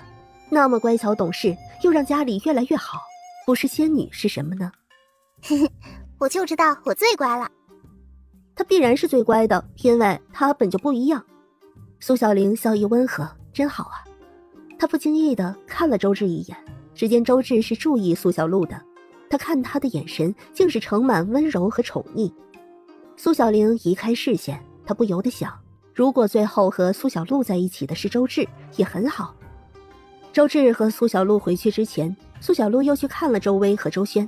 苏小玲趁机对周芷说道：如果以后小璐真的不喜欢你，你可莫要伤害她。我对心魔发誓，如果苏小璐真的不喜欢我，不愿意和我在一起，我绝不纠缠，绝不伤害。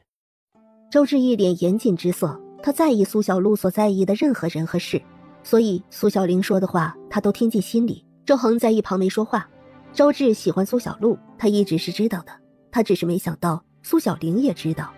看着周芷发誓，周恒不由心想，阿志这算是得到小玲的认可了吧？苏小璐很快看好了孩子出来。四哥，走吧，咱们一块回。周芷点头。苏小璐对着苏小玲和周恒挥挥手，然后和周芷一起离去。看着两人并肩而行，苏小玲若有所思。周恒伸手牵住苏小玲的手。小玲，你是什么时候知道的？很早之前见面的时候就看出来了，那个时候小璐还小。苏小玲早就看出来了，现在回看，周芷很好，这么2年，她身边也没有乱七八糟的女子。阿志很喜欢小璐，作为兄长，我希望他能得偿所愿。但作为小璐三哥，我也希望小璐能心想事成。一边是弟弟，一边是心爱之人的妹妹，他和苏小璐也有数年的兄妹之情。他希望弟弟周芷能得偿所愿，但也希望苏小璐能心想事成。这是矛盾的，而且没有一定的答案。只要他不愿意强迫就好。他要是强迫小璐，我与大哥、二哥还有爹娘都不会同意的。恒弟弟，你明白吗？我知道，放心吧，阿志不会的。如果真有那一天，我会站在你身边。他希望永远没有那一天，但是想一想都觉得心疼。但他不会站在周芷身边，这是不争的事实。他更爱苏小玲，更珍惜与苏崇、苏华和苏家人相处的亲情，所以若那一天到来，也是他们兄弟反目之日。他相信周芷不会这么做，因为他连这个皇位都不稀罕。苏小玲靠着周芷，这个沉重的话题，夫妻两人默契的没有再继续说下去。苏小璐和周芷一起出宫，看见金六和金七，苏小璐招手打了个招呼，金六、金七也都点头微笑回应。周芷送苏小璐回去，苏小璐在马车里打瞌睡，到了之后，周芷推了推她：“小璐，到家了。”苏小璐笑着道谢，下马车说了再见，然后回家。周芷笑了笑，才吩咐金六、金七回返。周芷回到王府里，金二来回禀：“主子，历朝使臣后日入京，但辛迪丽公主已经提前入京了，在京中住下了，只带了一个侍女。把消息放给他一些。”是。金二领命下去了。周芷在案桌前坐下，随手抽了书籍来翻阅。他看了几页，似乎想到了什么。让卢文生来见我。金四叹了口气，下去请卢文生。卢文生本来是个书生，但现在胡子不刮，头发不梳，衣服也好几日没换了，看上去脏乱落魄。他一看见金四，顿时就哀嚎：哼，要杀要剐，你们赶紧动手吧，我是真活不下去了。18层地狱也没你们这么折磨人啊，这也不行，那也不行，做头驴也不能这么使唤啊。一般这些人来找他准没好事儿。卢文生这辈子最后悔的事情就是写出那些神神叨叨的话本子。他家祖坟的位置埋的肯定不对，不然不能出这种事儿。要是还有机会，他一定回去迁坟换位置。金四静默地等卢文生发泄完。卢先生，主子请你过去一趟。卢文生皱起眉头，他围着金四走了几圈，把他看了又看。金四像是一根木桩子，站着不动，表情冷淡。金四，你实话告诉我，你家主子是不是要杀我了？没有，主子让你过去一趟。哎，也罢，终究是有这么一天的，该来的终究还是来了，躲也躲不掉。那我卢文生便去见一见明王爷吧。卢文生一副视死如归的样子，金四看了都忍不住抽了抽嘴角。这人还真的是奇思妙想啊，就是叫他过去面见，搞得好像是去赴死一样。金四前面领路，卢文生视死如归的跟在后面。但出了门走了不远，哎，金四，等等，不然我还是回去梳洗一番吧，我这个样子去见不行啊。卢先生，主子不在意这些。金四啊，要不你去问问到底有什么事情，你来传话行不行？不行，主子要面见你。卢先生，我们快走吧。我知道我写的不好，请王爷再给我一个机会吧。我保证这一次王爷让我怎么写我就怎么写，我绝对不会再写出什么别的男人来了。他还想多活几年，嘴上说说行，但他真的怕死啊。金四看着卢文生都不知道想到哪儿去了，有些无语。他跟着周芷多年，不说完全了解吧，但大致还是了解的。是要杀还是要见，他还是分得清楚的。但这个卢文生自己臆想太多了，怎么说都不听。金四也不解释了，点了穴位定住，直接扛走。卢文生只觉得天地都旋转了，顿时气血倒流，脸憋红了。金四，你放我下来，我保证不说话了，我好好走。死前最后片刻，他还是想要一点尊严和薄面。金四撇了撇嘴角，还是算了吧，这样省事点。卢先生最好还是少说话，说的越多越不舒服，别一会儿吐出来呛着你了。卢文生想象了一下那个画面，顿时就感觉不好了，也不说话，也不挣扎了。到了主屋，卢文生被放下来，金四解开他的穴位，恭敬地做了个请的手势。卢先生请。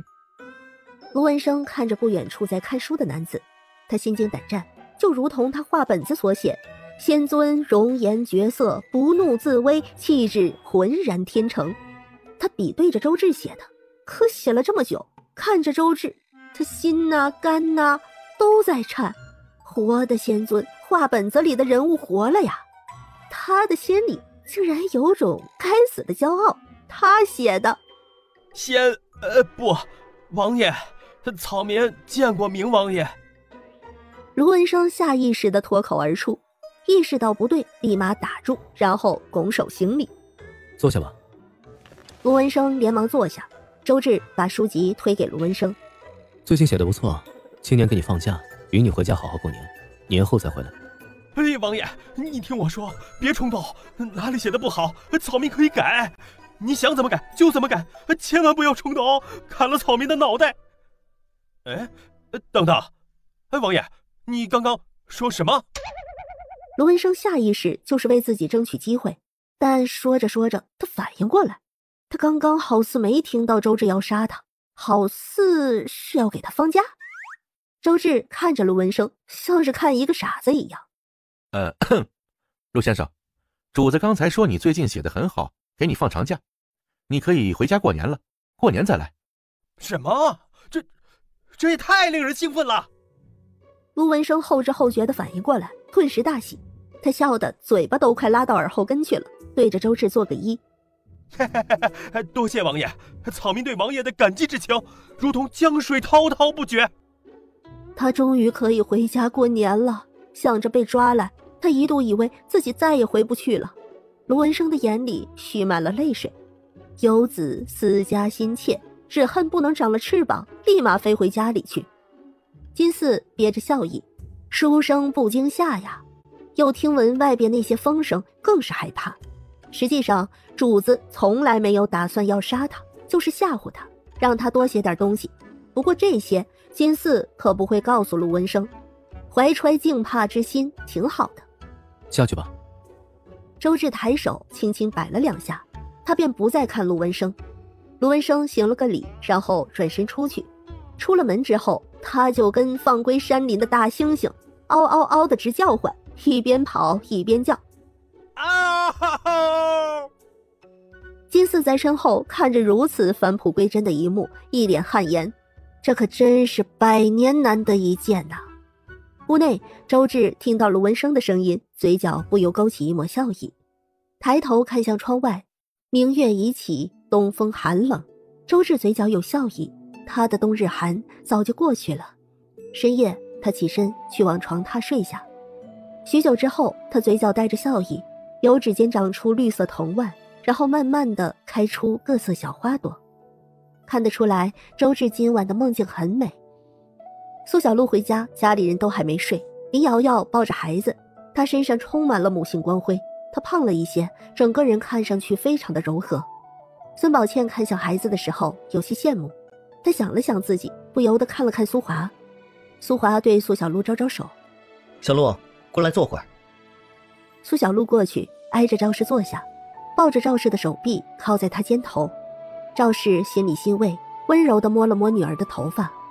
都吃过饭了，就安安静静地坐会儿，然后回房洗漱睡觉。苏小璐回房没多久，苏华就过来了。二哥可是要来解开风筝了？没正形。苏华进门来到桌前坐下。那边的事儿怎么样了？苏华问的是苏老爷子和王氏的事儿。在我进异域之前，他们还在世，但我出来之后，他们已经过世几个月了。具体原因是因为钱。前阵子我让人从苏超的口中套话，他说他们是被苏大郎和苏二郎夫妻活活气死的。这时候苏崇也过来了，兄妹几人点了点头，苏崇就坐下静静地听。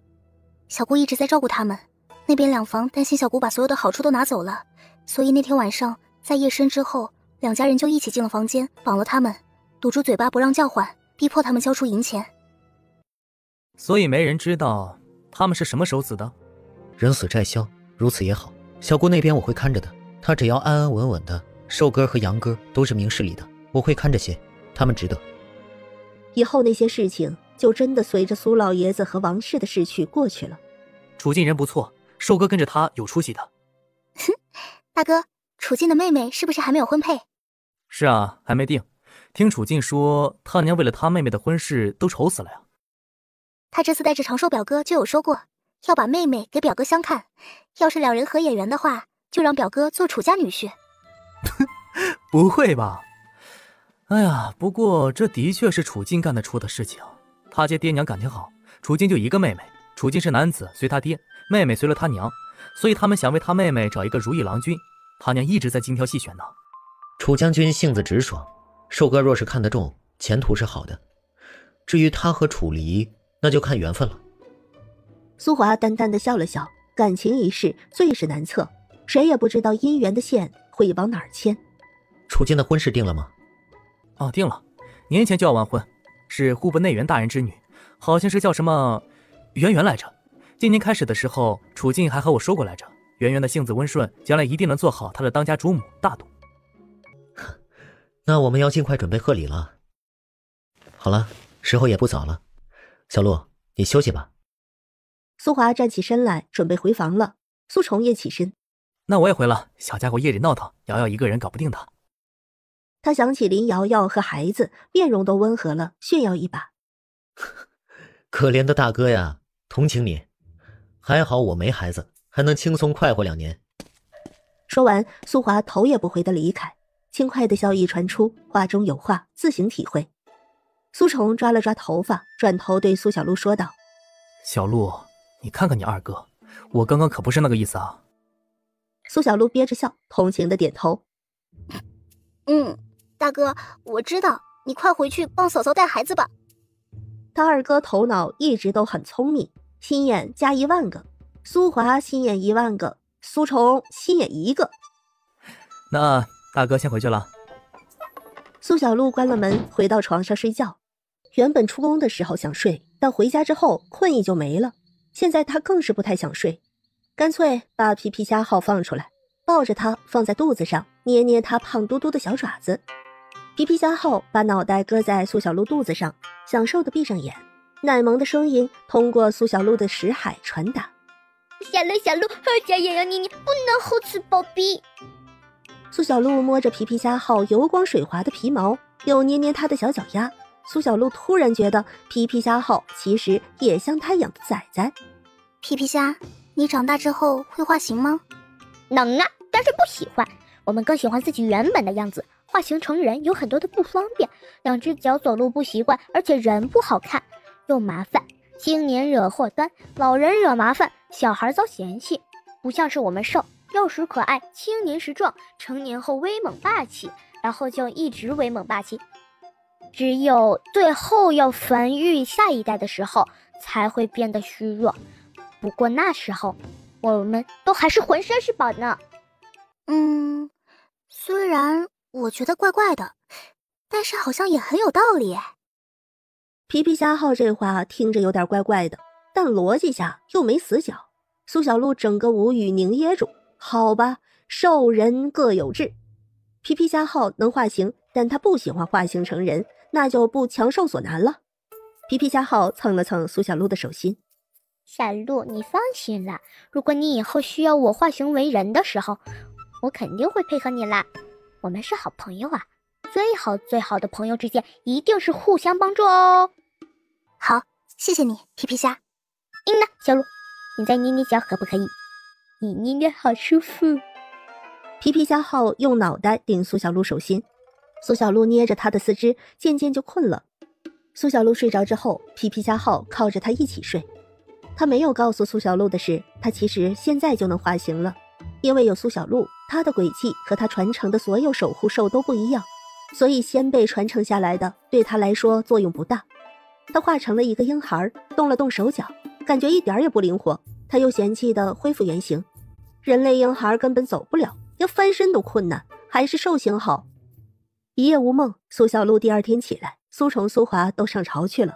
林瑶瑶去书院教书，拜她名下的女弟子还不少。孙宝倩有自己的铺子经营，白日里也没闲着。和郁惊鸿的合作有陈虎、钱氏和苏三郎，完全够了。苏小璐就陪着赵氏看孩子，说说话。赵氏把许多小事说给苏小璐听，赵氏眼里也露出骄傲的光芒。小璐啊，说是咱们能选上成为御菜，咱们收支就能翻10倍了。今年你虎子叔和婶婶都在为此努力，你爹啊也跟个小伙子似的有拼劲儿呢。爹娘和虎子叔叔婶婶真厉害。苏三郎、赵氏和陈虎、钱氏能走到现在，都是他们一直在相互扶持，一步一个脚印才有如今。他们永远都值得崇拜。苏小璐觉得非常的自豪，她为爹娘高兴，有如此真挚的友谊、亲情和坚韧不拔的信念，感到自豪和骄傲。赵氏眼里的光芒发亮，她笑吟吟的，被女儿用崇拜的眼神看着，赵氏还有点不好意思了。哎呀，哪有这么厉害啊？就有。苏三郎和赵氏在他的心中就如同夜空明亮的月，在黑暗带来光明，照亮他们前行的路。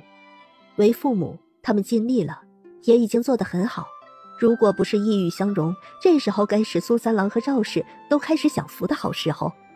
但如今世道逼着每个人都在朝前走。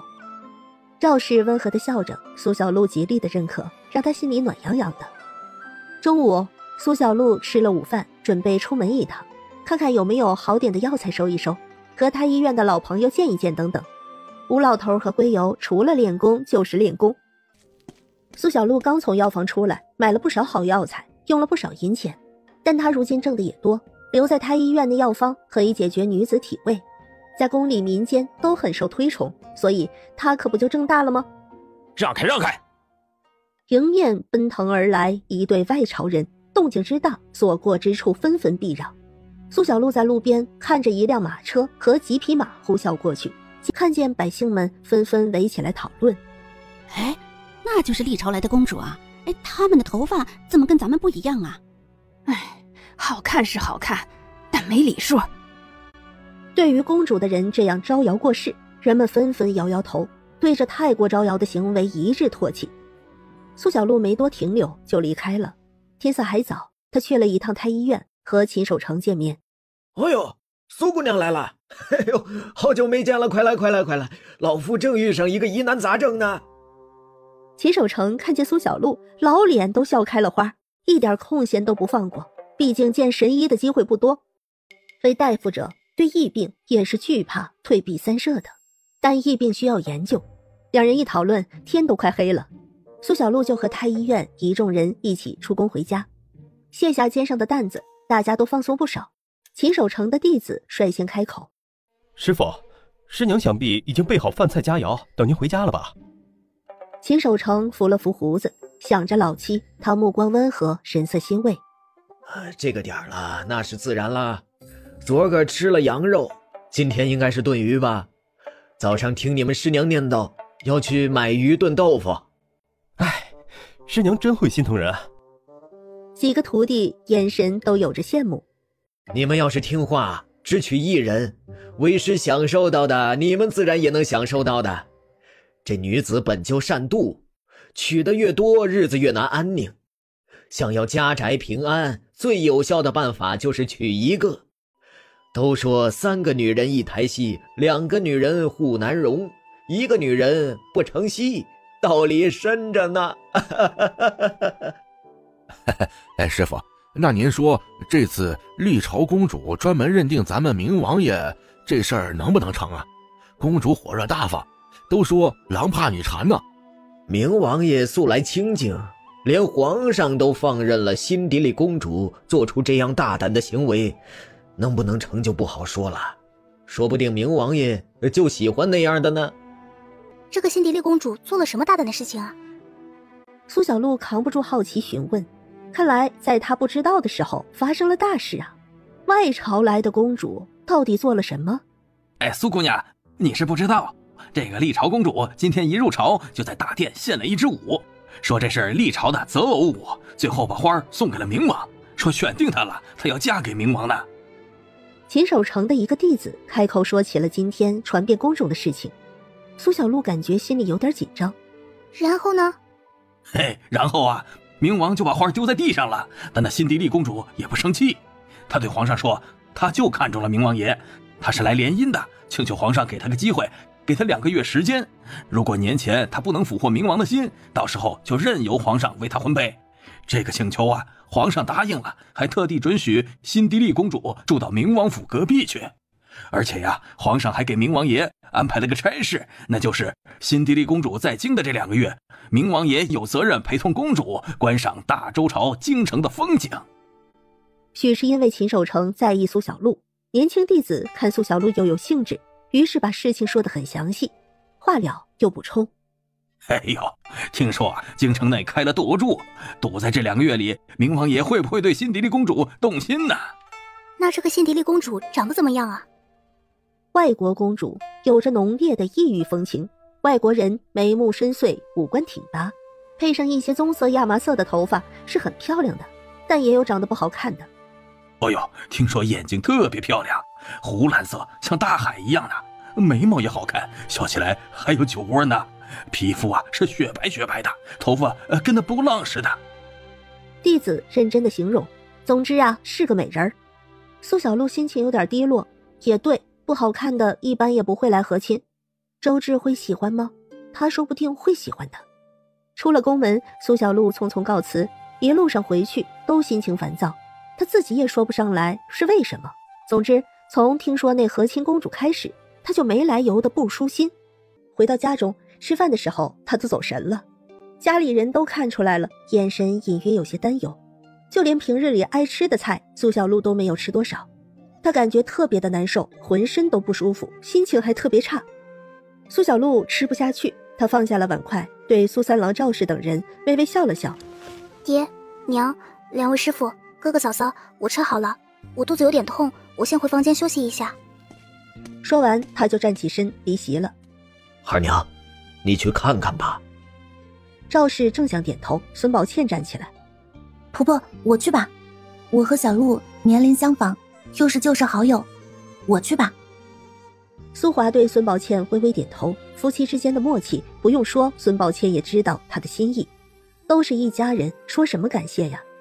孙宝倩离席之后，吴老头才沉着地开口：该与你们解释的，老夫也解释过了。今天下午之事，希望你们都烂在肚子里，不要与丫头说起。知道，我们知道。苏三郎和赵氏其实还云里雾里的。下午他刚回到家没多久，冥王周至来过一趟，不知道怎么就惹恼了吴老头。吴老头还对人家动手了，说了些什么你癞蛤蟆想吃天鹅肉没门儿，这样奇奇怪怪的话，这让他们如坐针毡，怎么劝架都好像不太对。冥王走后，吴老头就对他们夫妻两人说，此事不准对苏小璐说，会有麻烦。至于什么麻烦呢？不告诉他们是为他们好。吴老头就这样解释，夫妻两人也听不懂，只得点头。苏小璐是吴老头唯一的徒弟，这么多年来，吴老头是怎么疼爱苏小璐的，大家都有目共睹。反正吴老头不会伤害苏小璐，他说的话听就是了。现在苏小璐不知道怎么不高兴了，苏三郎和赵氏心里担忧，却也深深的明白，孩子如今的烦恼，他们已经不能为他分忧了。你们吃吧，我吃饱了。吴老头看了看苏崇、苏华，抿了抿唇，还是没有多说。他相信他们都懂。吴老头起身离开，归游沉默不语，没多久也起身回了。苏三郎看了看苏崇、苏华，崇哥、华哥，你们都长大了，有些事情爹娘不过问。爹娘相信你们不管遇到什么事儿，心中都有自己的答案。爹娘，你们放心，只是一件小事情，和小璐无关的。苏华站起身，苏三郎和赵氏担忧的眼眸看着他，显然无声的在问，如果和苏小璐无关，那他为什么回来之后就不开心了呢？苏华无法解答，只能假装看不懂。苏三郎和赵氏也没多问，夫妻二人起身回了。等苏三郎和赵氏走后，苏崇拧眉：华弟，谁要小璐喜欢就没有什么不可以的。大哥，没这么简单。如果是这样，为什么师叔会这样阻拦？师叔多疼爱小璐，你我不是不知道，但在这件事上，他一直都是阻拦的，包括你的师父都是反对的态度。吴老头不是迂腐之人，苏华相信他不会执拗与阻拦，一定是有什么原因令他必须要这样做。苏崇沉默了。周至喜欢苏小璐，他们全都知道了，而且全都在阻拦他喜欢苏小璐。苏小璐懵懂还不知事，哪怕和周至相处这么久，他真只拿周至当四哥，一声四哥就像是一个蚕茧子，缚住了苏小璐，使得他看不透这之外的男女情。华弟，是否因为他身体残缺而被偏见呢？大哥，我相信两位师叔不是如此肤浅之人，而今天地异变，他和常人无异了。两位师叔不想说，有他们自己的原因，我们只要知道他们是为了保护小璐就行了。苏崇对周至有怜悯，如果不说直白一点，苏华担心他办错事。苏崇沉默了，半晌后，他看向苏华，微微笑了笑：我知道了，我不会坏事的。纵然他觉得周至人很不错，他也不反感周至成为妹夫，他也不用苏小璐去赌。苏小璐的安危比什么都重要。苏华转身离开，苏崇叹了口气，林瑶瑶伸手握住他的手：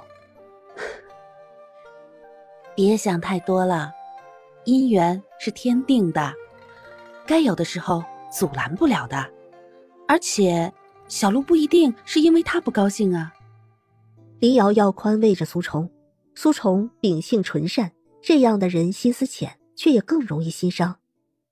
瑶瑶，我是不是太笨了？苏宠有点难受，他能感觉到苏华是懂了的。不笨，要是笨的话，哪能读那么多书呢？二弟不与你说，定是他掂量过后的决定，他心疼你呢。苏宠有被安慰到，但他心中也想，他知道华弟是心疼他，但他又何尝不心疼弟弟。苏小璐回到房间就睡下，她似乎从来没有这么不舒服过。小时候因为有空间灵泉，她几乎没生过病，就是有点受凉也不会精神萎靡，吃吃喝喝1天不到就好了。她是怎么了呢？孙宝倩敲门。小璐，我能进来吗？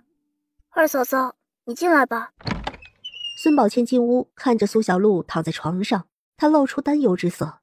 自从认识以来，哪一次见苏小璐不是生龙活虎的，从没见她这样精神不足过。孙宝倩走到床边坐下。小璐，是今天出去遇到什么事情了吗？我看你不太舒服的样子。苏小璐不想让家里人担心，看来她的演技不太好，她的心不舒服，家里人都看出来了。没有啊，我下午去药房买了不少好药材，还去了太医院和秦太医探讨，然后我就回来了。秉着死鸭子嘴硬，苏小璐不承认她有心事。她一边应付孙宝倩，一边想理由。当肚腹微疼的时候，她微微皱了皱眉。其实我就是肚子疼了，我可能是要来癸水了，我又是第一次来，所以这几天情绪是有些受影响。才第一次来吗？是不是很疼啊？很疼的话，还是让吴老来看看吧。都说医者不自医，还是让他老人家来看看吧。孙宝倩信了，她没想到苏小璐14了还没有来癸水，虽然晚了点儿，但也该来了。孙宝倩回想了一下，她初次来的时候也是莫名其妙的烦躁，心情怎么都不舒畅，肚腹还疼，人就更不开心了，状态也和苏小璐现在差不多的。不用了，我睡一觉就没事了。苏小璐找到了借口，心情得到了舒缓，笑意也真心了。孙宝倩看苏小璐不再愁眉，她感觉好像有点不对，可又不知道是哪一点不对。苏小璐的情绪来得快，去得也快，已经恢复正常了。我过了年就要奔着15去了，以前一直没有注意，这阵子肚子痛了才想起来，我还没有来癸水，把我给郁闷的，还让家里人为我担心了。不过女孩子都有这道坎嘛，我也是要挨过的。二嫂嫂，你第一次来癸水的时候是什么时候啊？疼吗？我第一次来癸水是13岁的时候，那阵子有点食欲不振，精神也不太好，心里好似闷闷的，肚子隐隐的疼。我娘开解我，说女子都会来癸水的，然后突然有一天她就来了。就和你现在是一样的。小璐啊，你也别担心，每个女子都会有。这日子啊，只要不食冷辣，就不会痛，很快就会过去的。孙宝倩把自己知道的所有知识都说给苏小璐听。谢谢二嫂嫂，我会注意的。苏小璐认真的听着，她很感激孙宝倩来宽慰她。孙宝倩看苏小璐已经没事了，松了口气，起身回房。她回房后取了一些东西，连话都没来得及和苏华说，又来到了苏小璐这儿。这些都是干净的月事带，她做的。孙宝倩还教苏小璐如何使用，苏小璐认真的记下。嘱咐完之后，孙宝倩才又回房休息去。孙宝倩回房关上门，松了口气，转身朝屋内走。小璐没事了，不用担心。有劳倩倩了，小璐她可是有心事。孙宝倩走到梳妆台坐下。没有，是到了女子长大的时候，所以心情烦闷，没来由的起情绪。小璐又是初次来，所以肚腹有些疼，人没精神，所以看上去恹恹沉闷的。他倒是没想到苏小璐竟然还没有来月事，原来是他们都想多了呀。也是，苏小璐拿周芷当四哥对待，对自己的哥哥怎么可能生情感？有的不过是兄妹之间的兄妹之情。小璐的这些事情还要多辛苦你了。大嫂和师父一样，眼里只有文学。娘要照顾宇哥，恐没思虑到位，你心如玲珑，想得最周到。放心吧，我都想过的，小璐的事情我会上心的。成婚2年，苏华待她太好，处处温柔，却从不与人逛花楼酒馆，他的真心他岂能辜负？孙宝倩知道苏小璐不善针线，不善厨艺，他已经决定这阵子就为苏小璐准备很多很多的月食带，能让苏小璐用上1年有余。苏小璐在孙宝倩离开之后就睡觉了，她睡了并不安稳，梦境将她拉回上辈子。她仍然记得是爷爷又是师傅的老人用最慈祥的笑容对她说：丫头是大姑娘了，这可得买2斤卤肉，打2两好酒庆祝一下。只是现在心事无处可诉，苏小璐把皮皮虾号从空间放出来。你们守护兽能穿越时空守护世界，那你们能回溯时间回到过去吗？皮皮虾号原本睡意浓，一听就来了精神，专注地看着苏小璐，奶萌奶萌的声音传入苏小璐识海。哎，能啊能啊，小璐你想见什么人啊？他太想和苏小璐做搭档了，但苏小璐不一定会答应他。现在苏小璐突然问这个问题，那一定是有想见的人呢，这是表现的机会。很想见一个对我很重要的人，他成就了我上辈子，我还没有好好的报答孝敬他，他就过世了。以至于他后来独自度过的很多年，每次回想都充满了遗憾。那等我长大了，我带你回去看。人有念想好啊，有念想就能有向上的动力。他成长需要几百年，苏小璐要是不勤于修炼，活不了那么久，那什么都没戏。若是他想回去看看念着的人，可不就要努力修炼吗？好啊。苏小璐摸了摸皮皮虾号的脑袋，顺着油光水滑的毛发往下撸，心情顿时好了不少。小璐真舒服，你别停啊！皮皮虾号非常喜欢苏小璐摸它，它很快靠着苏小璐睡了。苏小璐看着宛如新生小狗的皮皮虾号，露出了笑意。有这么一个小东西在，她不觉得孤独。因为来月事，苏小璐接下来几天都没有出门，剑也没练。她偶尔晒晒太阳，偶尔逗逗小侄子，吃吃喝喝睡睡，一家人见此也终于放心了。11月17，苏小璐月事好了，她开始练剑。陈实练剑已经小有成就，苏小璐好了就有空磨练它，连带着陈星一起，空闲的时候吃药。她没怎么感觉就已经进入12月。一场初雪覆盖了整个京城。苏小璐起得早，她起来的时候天刚蒙蒙亮，家里人都还没起，她没了睡意，推开窗一看，白茫茫的一片，雪还在下，她心情也明朗，干脆就起床。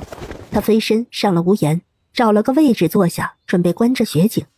清晨，整个世界都是安静的，连风都没有，只有雪落的簌簌的声响。苏小璐独坐屋檐，她伸手去接雪花。就快要过第15个年了。他看了看黑白相间的屋檐，又看看雪白的街道，在看见矗立在巷子的一抹人影时，他愣了一下，他不由得朝着那人飞身而去。周志不知道在雪中站了多久，头发肩上都落满了雪。小璐，早。你在这儿做什么？苏小璐有点难以理解，周志呆呆地站在这儿做什么？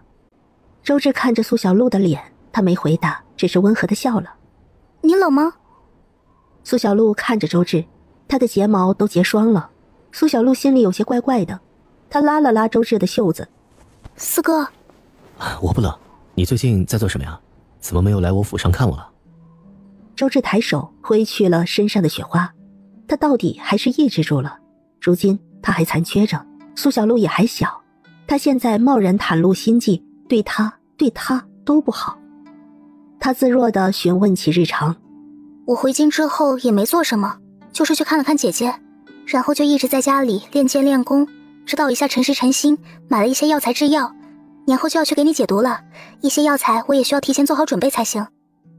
他说完之后，眼睛看向周志，犹豫了一下，还是问道：四哥你呢？我听闻那辛迪丽公主选定了你，你喜欢她？不喜欢，我没见她。他看着苏小璐的眼睛，从他眼里看见了意外，还有一些不可思议。周志垂下眼眸，将心思深藏。父皇的旨意不是我想要的，我并不喜欢那位公主，那位公主是我为大哥准备的。苏小璐更诧异了，周志的大哥不就是周恒？他为周恒准备的，那不是要这位辛迪丽公主进宫去，她进宫，姐姐难免有所神伤的。苏小璐想问为什么，但在她问之前，周芷已经开口解释了。辛迪丽公主不喜欢男子，她有她的爱人，她的爱人和她一样，都是身为女子，是她身边的侍女江卫。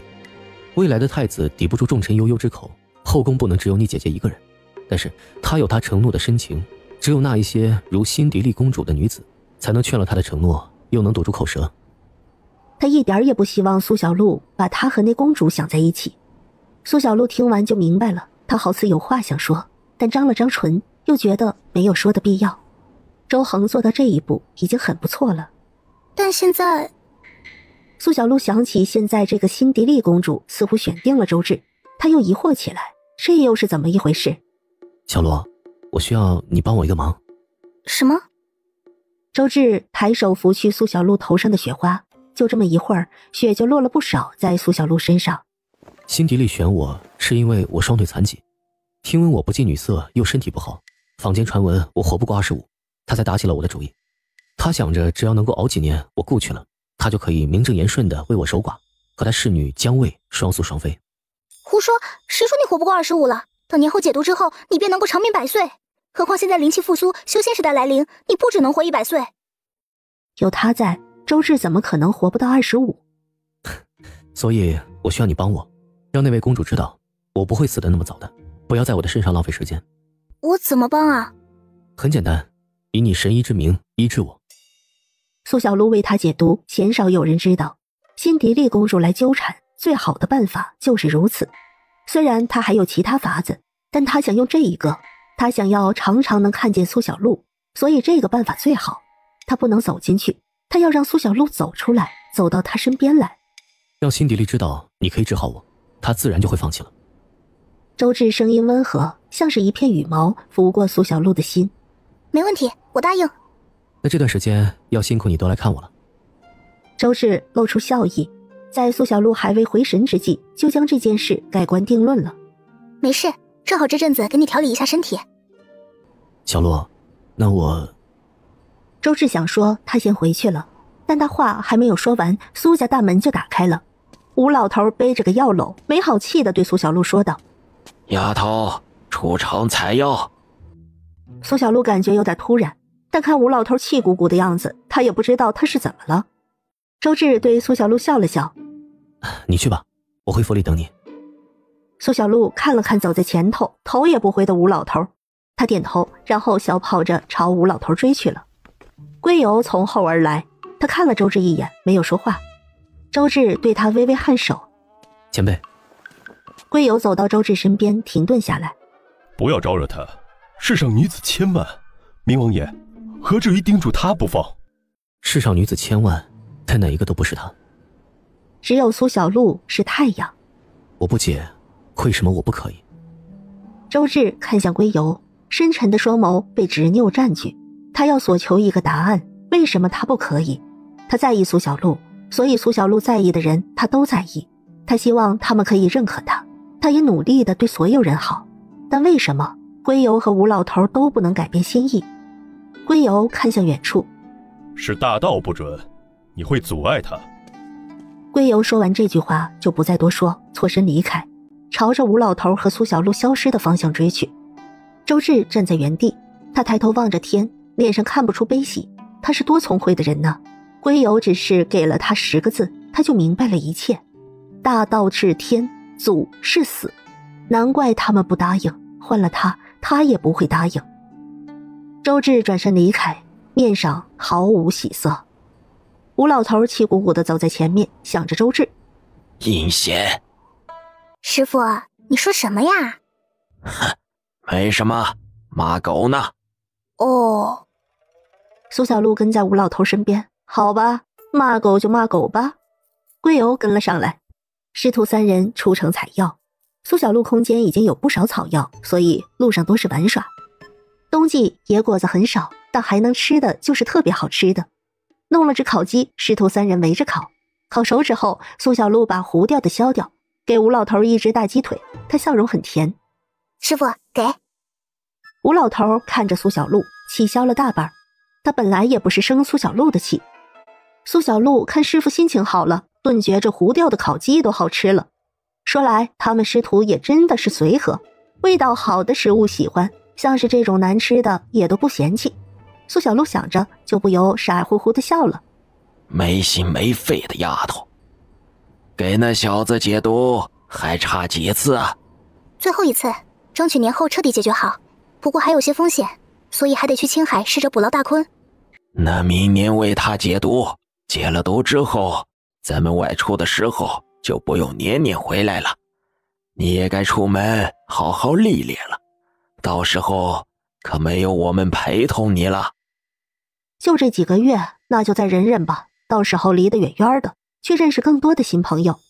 师傅，为什么我不能和你们一起了？你见过出门历练总带着家长的吗？你要自己学会分辨善恶，结交朋友。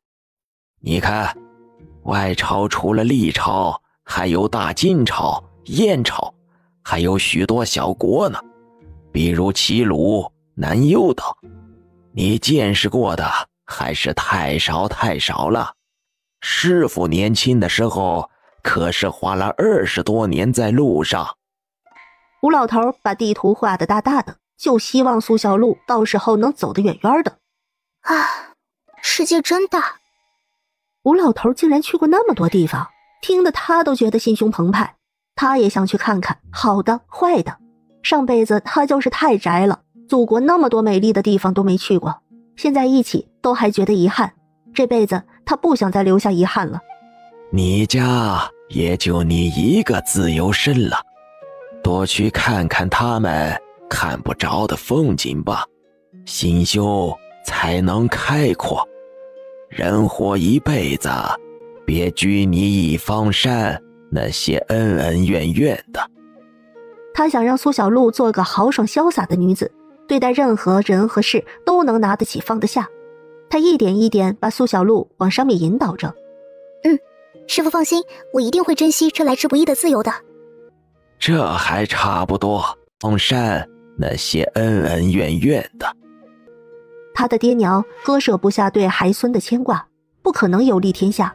他的大哥是武官，二哥是文官，都有家室，有了羁绊和牵挂，姐姐更是，他们谁都不可能飞向更远的天，看更远的风景。只有他自由自在，且羽翼渐丰，他自然要飞得高高的，远远的。这还差不多。吴老头心情大好，师徒三人伴着夜幕归家。晚上的时候，苏小璐将意识沉入空间，看着皮皮虾号不知疲倦地啃着界面石，啃啃舔舔，如今每一个界面石都被他啃出了痕迹。你为什么每个都咬一口啊？就不能吃完一个再吃下一个吗？这样看来，你还真是没有一个好习惯。皮皮虾号翻着肚皮，挨着苏小璐的手动了动脑袋，奶萌的打了一个嗝，然后奶声为自己辩解：小璐，这其实不是我的本意啦，都是我们这一族传承在作祟。我打上记号，我舔过之后，别的守护兽就难以下口了嘛。这其实跟你们人是一样的，小孩子都爱在自己的东西上做记号呢。还有别的守护兽吗？苏小璐摸着皮皮虾号的手都停顿了。皮皮虾号动了动小屁屁。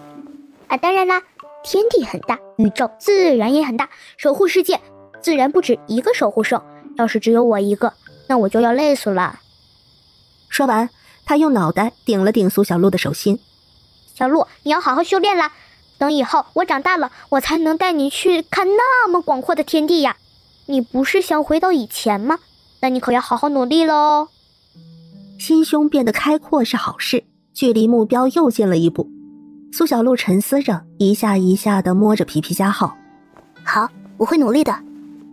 在空间陪皮皮虾号互动了一会儿，苏小璐就出了空间睡觉。她现在每天都会抽空进空间看一看皮皮虾号，和他说说话，互动一下。在他心里，皮皮虾号就是他的伙伴。第二天早上吃了饭，苏小璐和家里人说一声就出门了。吴老头对他嘱咐：早点回来吃饭。苏小璐点头。来到明王府，门口守着的是金武，看见苏小璐，他恭敬地打招呼：苏姑娘来了，苏姑娘请进。苏小璐正准备进去，一道娇喝从身后响起：来人是位女子，她语调有些特别，亚麻色卷着的长发已经彰显了她的身份——辛迪丽公主。她身后跟着一名侍女，侍女面容平凡，眼神追随辛迪丽。苏小璐打量辛迪丽的同时，辛迪丽也在打量苏小璐。辛迪丽走到跟前：“为什么她能够进去，我不能进去？她是哪家的千金小姐？我要和她比一比。”辛迪丽上下打量了苏小璐一番，就把苏小璐当成了竞争者。她昂首挺胸，气势十足，嚷嚷着要和苏小璐比试。我就是一个大夫，来为明王爷治病的。治病？他的病还能治好吗？辛迪丽皱起了眉头。他选中周至，就是因为他身份合适，而且病殃殃的，看着就活不长了。如果他的病能被治好，那他的期望岂不是要落空？如果周至要他同房，为他生育后代，辛迪丽想着这些就皱起了眉头，眼神闪过一抹哀伤。但很快他又期许地看着苏小璐，等着他的回答。能治好。苏小璐简短的3个字破灭了辛迪丽的幻想。不可能。他打听过周至的，双腿残疾，身患重病，一身都是毒，坊间传闻他活不过25的。没什么不可能的。苏小璐淡然反驳，他那么努力的救周至的命，就是希望他能长寿，他就快做到了，他也能做到。他真的能治好吗？辛迪丽不肯相信，又问了一遍。问完不等苏小璐回答，他就自说自话：“你肯定是怕他降罪你对吧？所以你才这么说的。”公主。侍女将卫出声提醒，辛迪丽失态了。辛迪丽也意识到她失态了，但她还是期望地看着苏小璐。不是，我真的能治好她，而且这天下只有我才能治好她。苏小璐坚定地告诉辛迪丽，别逃避了，她没撒谎。你是谁？在下苏小璐，师承名古医道。苏小璐对辛迪丽拱拱手，非常的有礼貌。他没忘记，辛迪丽是周至为周恒姐唯选的人选，将来是要替他姐姐分担的，所以其实辛迪丽应该是他的朋友。是神医？辛迪丽非常的失落，她没想到苏小璐竟然是神医。公主，我们先回吧。江卫扶住辛迪丽，辛迪丽又看了苏小璐2眼，最后还是跟着江卫回了隔壁府里去。苏小璐这才准备进明王府。金武见辛迪丽走了，这位公主也不知道哪根筋搭错了，缠上我们主子，但主子一次也没见她。四哥一次都不见，会不会不太好？这位公主不是皇上给安排的任务吗？摇摇头，没什么不好，主子安排了人带她的，反正没怠慢她就行了。这是任务，自然不可能不管。金武把苏小璐带到主院就退下去了。周至在亭子里坐着，热乎乎的小炉子上煮了热茶，他双手朝着小炉子烤火。小璐，来，喝杯热茶。周至今天穿了白衣，穿着一件白色狐裘衣，这样慵懒又惬意。苏小璐过去坐下，看着周至提着茶壶给他斟茶，两人一时都没说话，只是捧着茶杯慢慢喝着。历朝骁勇善战，近年也算是多事之秋了。因着是邻国，所以两国使臣呢都动了和亲不战的念头，都想着等着摸出新秩序之后再做打算。我查到他有同姓之后，才想办法让他过来的。但是我没料到他会反着来。苏小璐听着，他想了想，开口：“那要是他不想进宫怎么办？”进宫就代表没自由了，还要遵守许多规矩。小璐，这一点我是没有想到的。这样的话，那我得换一种法子了。四哥准备用什么法子？开门见山，利益对等，折中取舍，相互利用，那就各取所需。苏小璐微微点头，这是个不错的法子。毕竟辛迪丽公主来访就2个月，太复杂了反而不好。这件事儿过段时间就能解决了，虽然是假的，但名义上的还是占了。你姐姐那儿还需要开解，空闲时可进宫多见见她，她在宫中没有知心人。周恒要为帝，却又想和苏小玲一生一世一双人，他们走的路自然是坎坷多，有时候即便理解了信任了，心里还是会不舒服的。苏小玲为了周恒一头扎进来，她怕他没落个好，引得苏小璐心伤。我会的，谢谢四哥告诉我。苏小璐点头，周至在这样的地方长大，他是最了解的。苏小璐信他，想起姐姐，苏小璐也是担忧，她能做的只有尽力陪一陪，来开解苏小玲。但真正的路还是苏小玲自己走，属于她和周恒的考验还有很多。从她选择开始，就没有人能一直陪她了。家人是她回头的时候，家依然在。他们小时候是兄弟姐妹，血浓于水，长大了也会是对方的依靠，但生活里不是仅仅只有他们。四哥会冷吗？会冷的话，我们回房再施针。喝了茶，苏小璐准备给周芷施针。不冷，我想在这看看雪景。将贵妃椅放下，就能靠上面，很是慵懒惬意。苏小璐施针的时候很专注，周芷或者看她，或者看针。有些针在脸上，苏小璐会靠近，她的气息就在鼻尖。如此近距离下，她看见她白嫩的脸，连那一层小绒毛都显得特别可爱。小璐，中午陪我吃饭好吗？好，你先睡会儿吧。啊，你若是无聊的话，就到书房里选书看。周芷微微勾唇，轻声说完这句话，她闭上眼睡了。苏小璐给她盖好毯子，起身去了书房找书。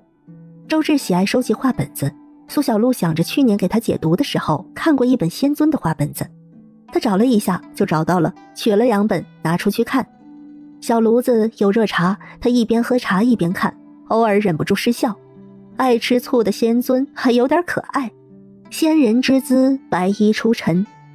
苏小璐视线落在周芷身上，这就很符合周芷。她不由得想，如果周恒没有推过骨，那他应该和这差不多。现在虽然也好看，但比起周芷的容颜，周恒的容颜就显得平凡，非常的平静，偶尔有落雪之声。掐着时间，苏小璐收了针。中午，苏小璐和周芷在亭子里吃了个锅子。苏小璐喜欢这种热气腾腾边煮边吃的感觉，很温馨。胃暖饱了，心也是。她看着周芷吃了不少，莫名觉得很有成就感。吃完饭，苏小璐起身道别回家。周芷笑了笑，开了一朵小花朵送给苏小璐，是红色的，有淡淡清香，像玫瑰，但不是玫瑰。谢谢四哥。苏小璐拿着花走了回家。雪覆盖的京城有着别样的清冷之美，她手里的一点红，在匆匆行人眼里也是一道亮丽的风景。快到家的时候，苏小璐把花收进了空间。回到家，看吴老头还在练剑，苏小璐也过去一起练。她上午去明王府给周芷施针，一起吃饭，下午回家练剑。接下来的几天，她都没有在明王府遇见辛迪丽公主了。转眼到了12月下旬，这天，苏家门外传来敲门声音，赵氏抱着孩子来开门。一开门，看见陌生面孔，她警惕起来。你们找谁？苏家夫人，我叫辛迪丽，我想见你家小女儿苏小璐，请你帮我转告一声，可以吗？辛迪丽很有礼貌，赵氏看她懂礼数，也没有什么恶意。那请你稍等一下。或许女儿认识呢，赵氏是这样想的。她来到后院，看着苏小璐在教晨石，她站在边上看了看。石哥，你自己练练。说完，苏小璐走向赵氏。娘，你来是有事情吗？小璐，外面有个外朝的女子找你，她说她叫辛迪丽。辛迪丽公主和亲使团，赵氏并不知道她见的就是外朝公主。苏小璐诧异了一下，她不知道辛迪丽找她干什么。是我认识的，那我出去看看。哦，你去吧。赵氏点头，她看苏小璐神色没有不对，她就放心了。苏小璐出门，辛迪丽带着侍女江卫等候在外面。看见苏小璐出来，她美眸闪过忧色。苏姑娘，我们可以谈一谈吗？是关于你姐姐的事情。苏小璐原本还不知道辛迪丽找她做什么，但听着最后一句，苏小璐就明白了。想着前阵子周芷说的，苏小璐猜到周芷应该开门见山的和辛迪丽谈过了。可以，外街不远有茶楼，我们去那儿说吧。辛迪丽点头。苏小璐看了江卫一眼，视线只接触了几息，江卫就避开了他。江卫是有武功的，而且还不低。辛迪丽却是平凡人，辛迪丽不是习武之人。一个是公主，一个是侍女，他们却相爱了。苏小璐难以想象这是怎么发生的。但不管是古代还是后世，对于同性之间的爱意都是隐晦不谈的，世人都难容他们。这时候女子往往比男子更艰难。到了茶楼，苏小璐订了包房，坐下之后，苏小璐先开口：关于我姐姐，公主想要对我说什么，请说吧。辛迪丽双手纠结放在桌面上，她深邃的美眸看着苏小璐，似乎有纠结和挣扎，好一会儿才下定了决心开口：苏姑娘，你姐夫就是如今的太子，他和你姐姐也是一起长大的，他们小时候是怎么相处的，能和我说说吗？我想听他们是怎么相爱，怎么走到一起的，可以吗？辛迪丽的眼睛特别漂亮，是稀有的湖蓝色，深邃迷人，说她拥有这世上最漂亮的眼睛也不为过。苏小璐感觉有种说不出来的吸引力，看一眼就想再多看几眼，好似整个人都陷进去了，让她没办法拒绝，只想答应她。这时候她的识海跳出一道奶萌奶萌的声音：小璐小璐，别被他迷惑了，醒醒！皮皮虾号的呼唤让苏小璐突然惊醒，她没有动作，不会武功，看似平凡的辛迪丽公主，她的眼睛竟然能蛊惑人心。她想知道的也不是什么要紧的大事情，完全不用这样。她也告诉她，辛迪丽蛊惑她，苏小璐也能理解，毕竟人是会骗人的，只有自己才是可信的。